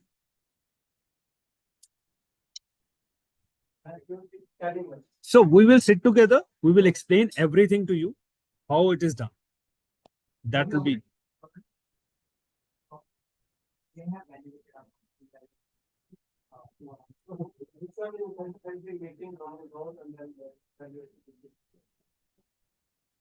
No, I was talking about new age business. This is essentially a new age business. What is the difference between a conventional and a new age business? Tesla is also an auto company. Ford is also an auto company. What is the difference? The major difference is, this is a platform approach, digitization, database approach. The data-driven approach makes it a new age business company. A platform-based approach makes it a new age company. They have to be very agile. They have to be, basically, essentially, it has to be a digital DNA of the company, right? So I tell you, here, look at this. If you look at the valuation of new age business today, Tesla, $843 billion of market value, right? Similarly, Nvidia is 3.47. Microsoft is 3.18. If you compare it with the, say, Ford Motors, Tesla ko compare karo. Ford Motors, it took about 100 years to become a $50 billion company. 100 years. GM also. And Tesla has become how much? In 17 years, 500 billion company. This is new age business, which is very fast, agile, flexible, data-driven. So what he is doing is a new age business in the shipping industry. This is the difference. Now, how the investors into Tesla earned? Just look at that. In 6 years, their money became 50 times. In 7 years, 125 times. In 11 years, 200 times. So if you have invested your money, 1 lakh rupees, in 6 years, it became 50 times, 50 lakhs. Or 125 lakhs in 7 years. 1 lakh rupees. 1 crore 25 lakh. This is the potential of a new age business. The way the business life cycles have shrunken, GM took 100 years. Tesla is taking only 17 years. That means the growth of your money is accordingly also, proportionately taking place.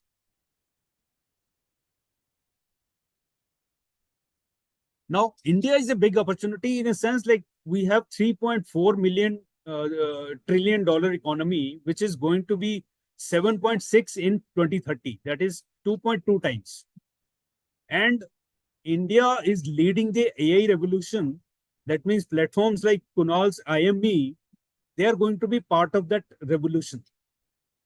So you can imagine the kind of trajectory of growth that this company is going to take if it is successful. And in India, it is bound to happen. It is happening. In next 5 years, you will see companies mushrooming into becoming, world companies in India itself. That we are seeing in our ecosystem, the early stage AI-based platforms that are being developed. Now, how do you invest? You asked me, how do we invest? So first of all, how will you know which company to invest in? Right? Somebody has to do it for you. We do it for you as platform, ecosystem platforms. And how we do, we find out a company, we screen a company on various parameters. We do legal diligence, we do product due diligence, we do market due diligence, we do, the founders technologies due diligence, everything we do. And then we pitch right now, like I'm pitching along with him, right? And that is how you come to know about the companies. On your own, you cannot. And then we do all the formalities, documentation, negotiations. We will sit with you. We will make you understand how you're going to invest, what is the formula that we are applying. All that will be told to you. So a lot of things go into this sourcing, making a documentation of investing into it, then taking it forward, syndicating with the other VCs in the ecosystem to bring in more funds into the company, finding out right platforms, or becoming an accelerator for the company to take it to various market opportunities, bring in market opportunities to these companies. This is what we do.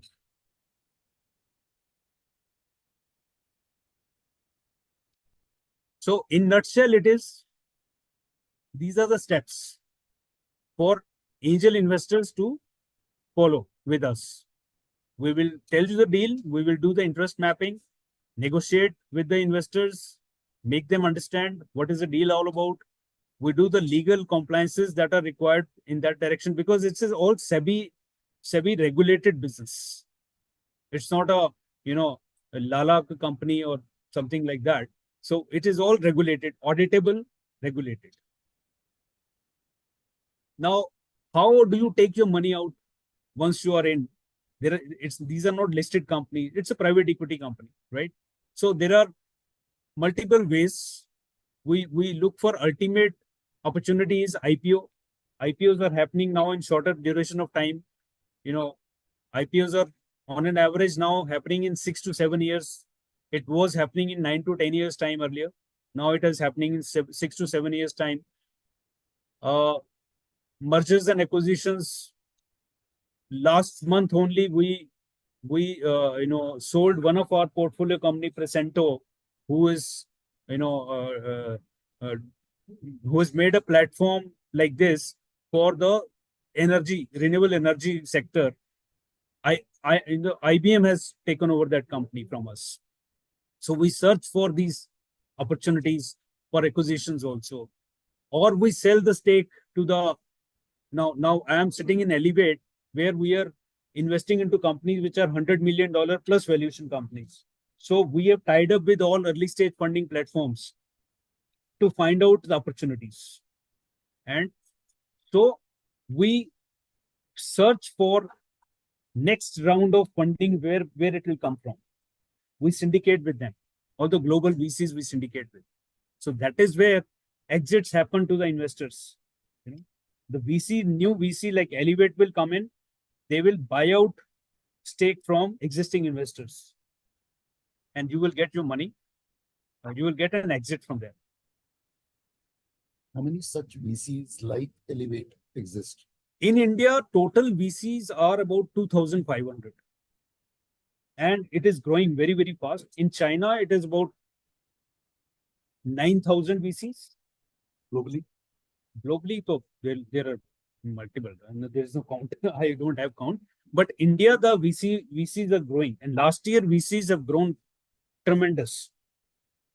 Point is, how much money is being provided by these global players in India? Today, we are sitting on $50 billion of money in the year of 2024, which is to be deployed into the startup ecosystem. And this year, only $5.5 billion has been deployed as of now. So the money is not at all a constraint. Where is this money coming? Same money being rotated? No. It's global money. It's global money. Funds sitting over there, the BlackRock and all, they have patient capital. They don't know what to do with this. Their interest rates are very low. Here, even if they invest into the debt itself, they will earn much more. But because they have capital for the business only, they deploy capital. They know there is AI revolution happening in India, IT revolution is happening in India. So they have chosen to park their funds over here. So we have $50 billion parked by global funds in India today. And that is to deploy. It's called dry powder, which has not been deployed till now. The VCs like us, our job is to hunt for these opportunities, where to deploy this fund. So $200 million of fund we are sitting on today. And we have invested in only 3 companies till now, $10 million each. So we VCs are hunting for the opportunities. AstroTalk is one company that we have invested into. You know AstroTalk? They are doing 1,000 crore of revenue annualized and 200 crore of profits, right? And to get a bite of $10 million into that company, हमारे जूते घिस गए. इतने पीछे पड़े हुए उसके VCs. He's saying, he's choosing which VC to go to. This is the scenario of the successful companies. Money is not a dirt at all. Money is a resource.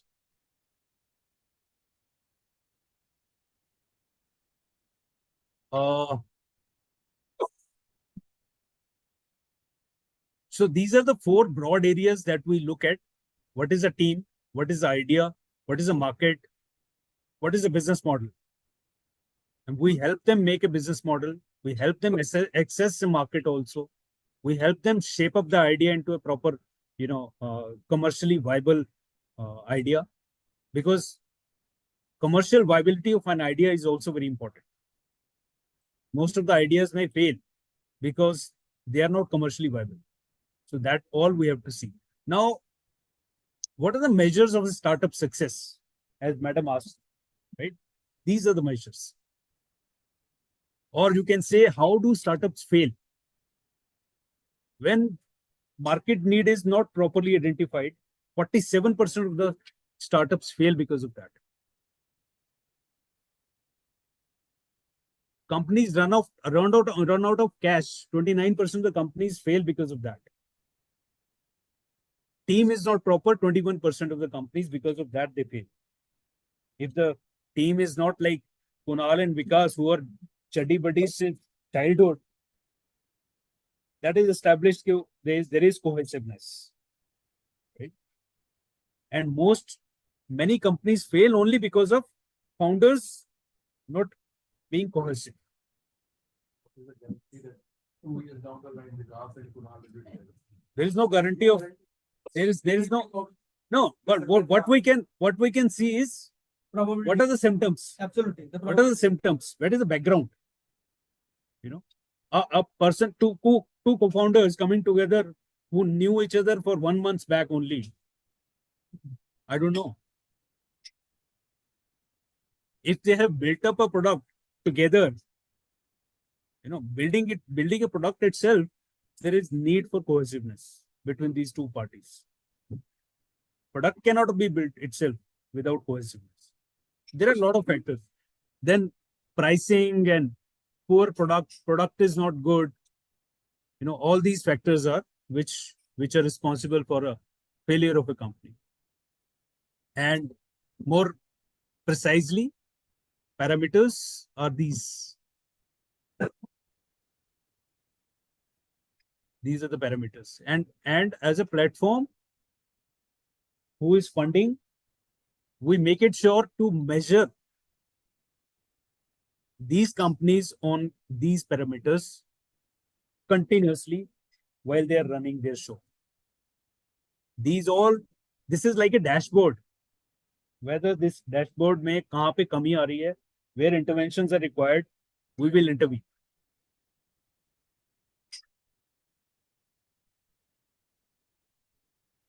So you asked right questions. I've seen founders जो अपने product को scientist की तरह होते हैं, वो लोग वो अपने प्रोडक्ट में इतने ज्यादा इन्वॉल्व होते हैं कि वो कमर्शियल वाइबिलिटी भूल जाते हैं. As a VC platform, we have to ensure it to see it without emotions. Product is running. बहुत सारी ऐसी कंपनीज हैं. I tell you, startup ecosystem में more than 40% of the businesses turn out to be pivot into an entirely new business in couple of years' time. Twitter, for example, Twitter, when it started as a business, was a messaging platform for the courier company. They wanted to track the courier guys, and they started using the messaging platform. And eventually it became Twitter. Amazon, they came up with a solution for books store.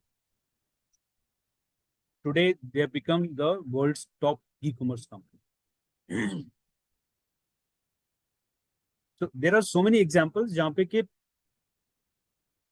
कल को हो सकता है कुणाल जो build कर रहा है shipping industry में जो ये एग्जीक्यूशन करेगा, हो सकता है इसको कुछ ऐसा नजर आ जाए जो कि entirely new प्रोडक्ट ही बना दे.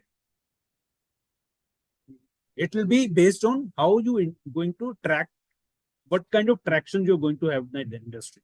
That pivot, with that pivot point, therefore, be the next hockey stick is the question.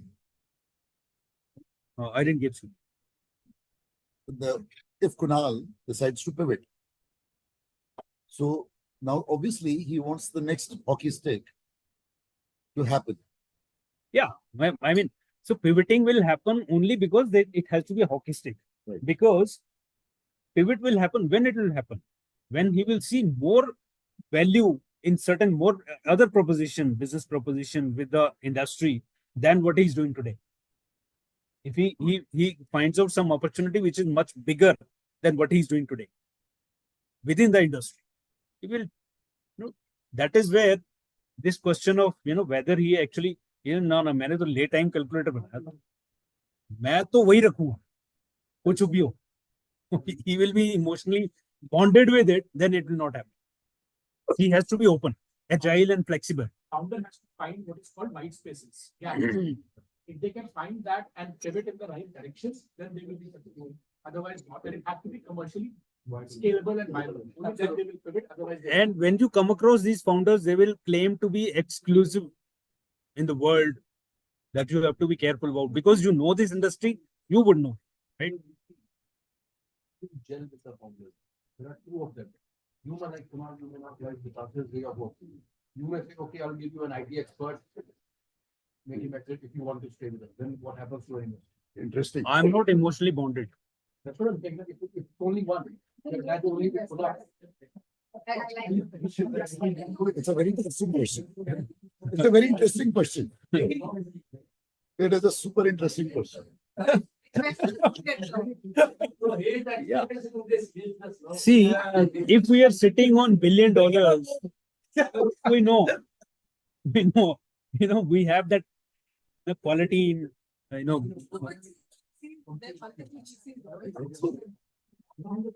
that's what VCs also have to syndicate because we know कल को मेरे को उसकी जरूरत पड़ेगी exit लेने के लिए. It's pure dhanda. To have only one founder, then it's a one-man company.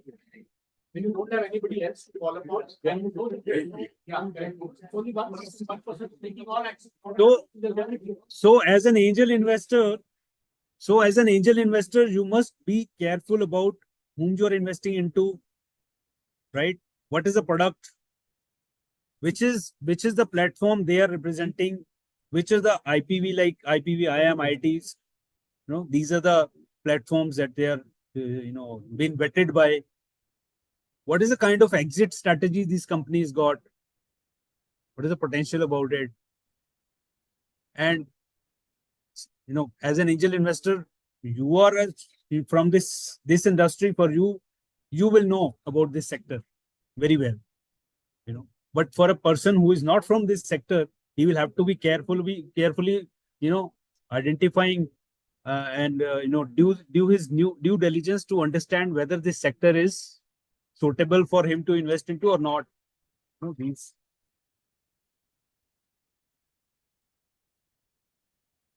Now, just to give you an idea, what are the kind of returns, historic 20 years returns? Seed funds have given average 22.40 annualized. VC funds, which come later at the growth stage or series B and for further onwards, 18% plus. Buyout funds same. Hedge funds 16.5. Fortune 500 companies has given 14.90% returns, and Nasdaq has given 13.20% returns. So when we talk about investing into the startup ecosystem, it is anything between 22 to 18% is the minimum that we can expect. Thank you. Nice. I think this was the most interactive session. Absolutely, absolutely. My mother is telling me, where are you today? Dhanteras, she wants me to go. मैंने इनसे यही सुना यार, धनतेरस पे क्यों रखा तुमने? Go and buy jharu with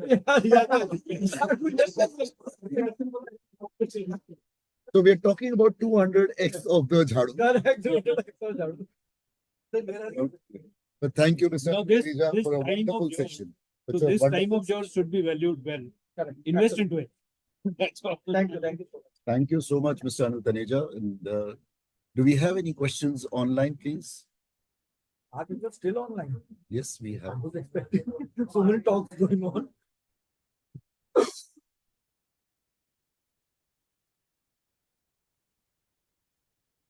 If no questions online, then we just like to come to the last concluding part of our sessions for the day.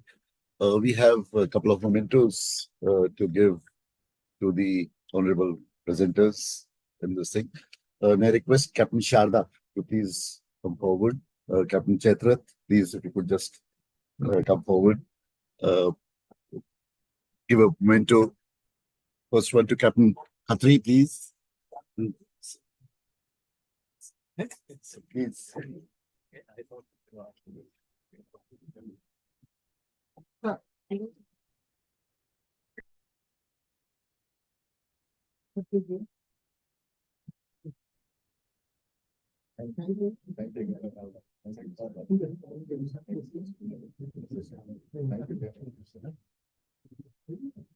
May I request Captain Chatra to present a memento to Captain Kunal Unial and Mr. Kaskuda.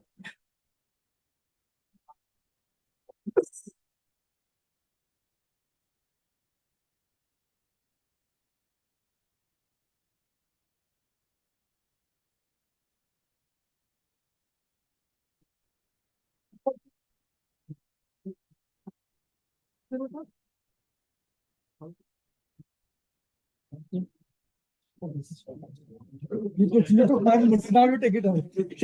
I'll take this one. I'll just do it. Founder and co-founder is sorted out. Always, you got the answer. Husband co-founder always together. Yes. Sir, if all of us can come together, sir, please. Sir, Yep. all of us can come together. Another one for Mr. Anil Taneja, please.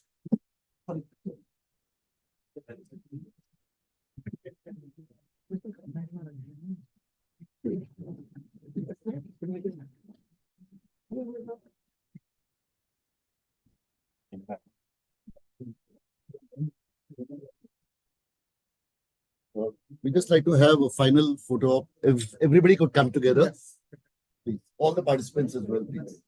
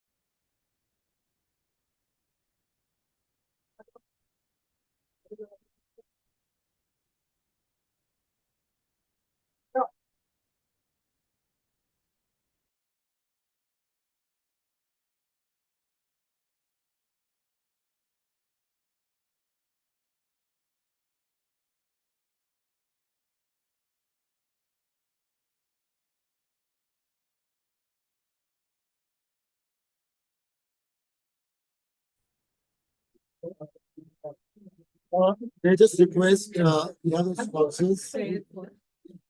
We have a sponsors, RBL Bank. May I just request Mr. Ravinder Kumar, Shashish, Ishi. I just heard that. Yeah. So please just walk. Yeah,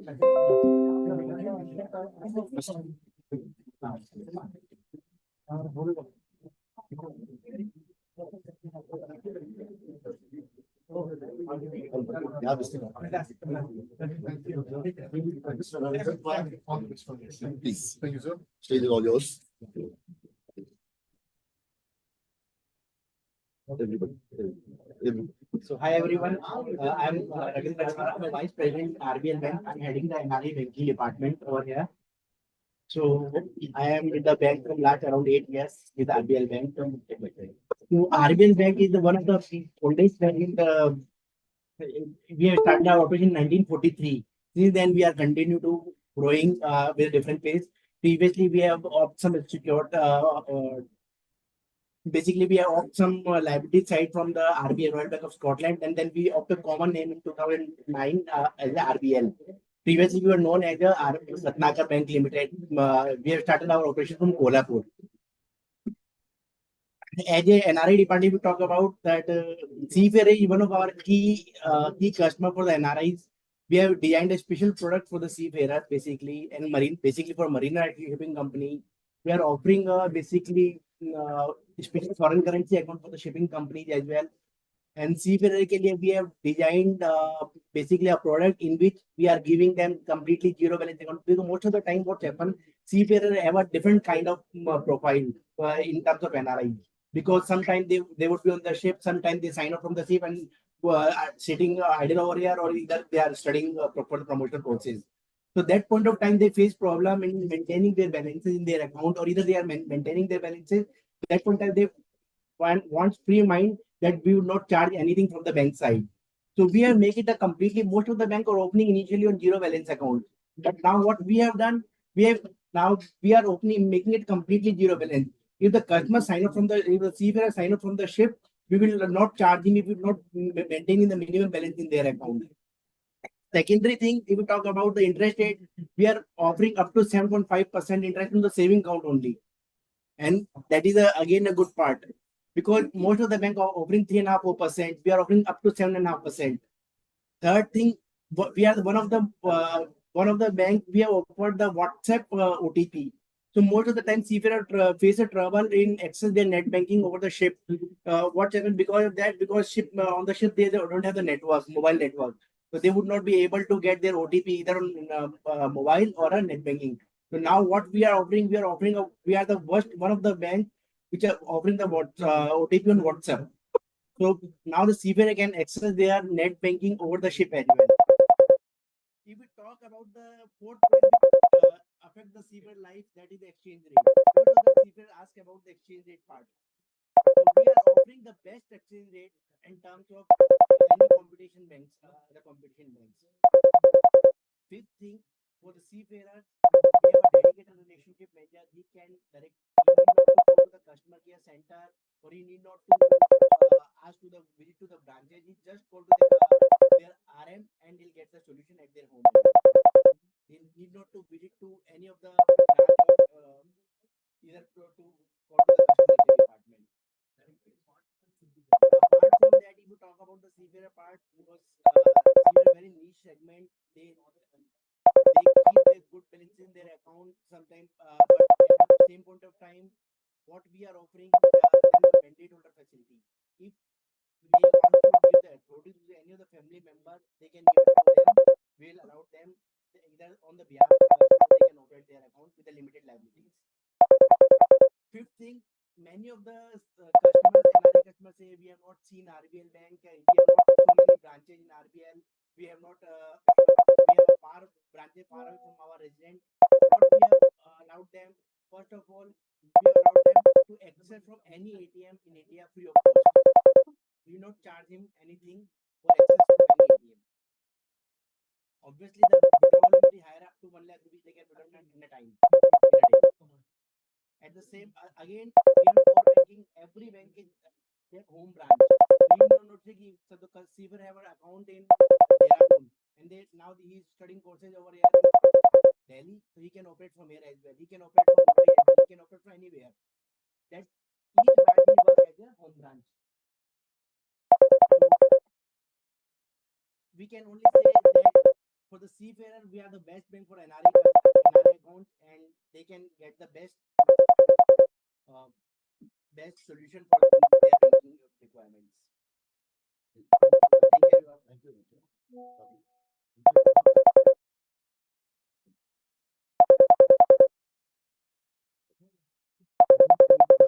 With that, we will wind up the session. We've had a very, very interesting combination. We've had the technical session in the first part, then we've had a commercial session in the second part, and then finally we added financial part.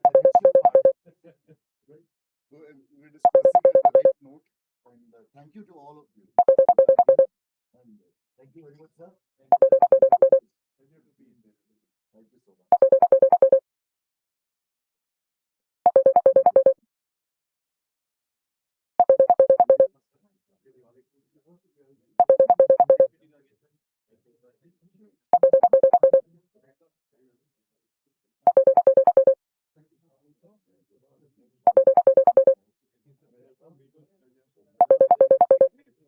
My son is also in the same architecture.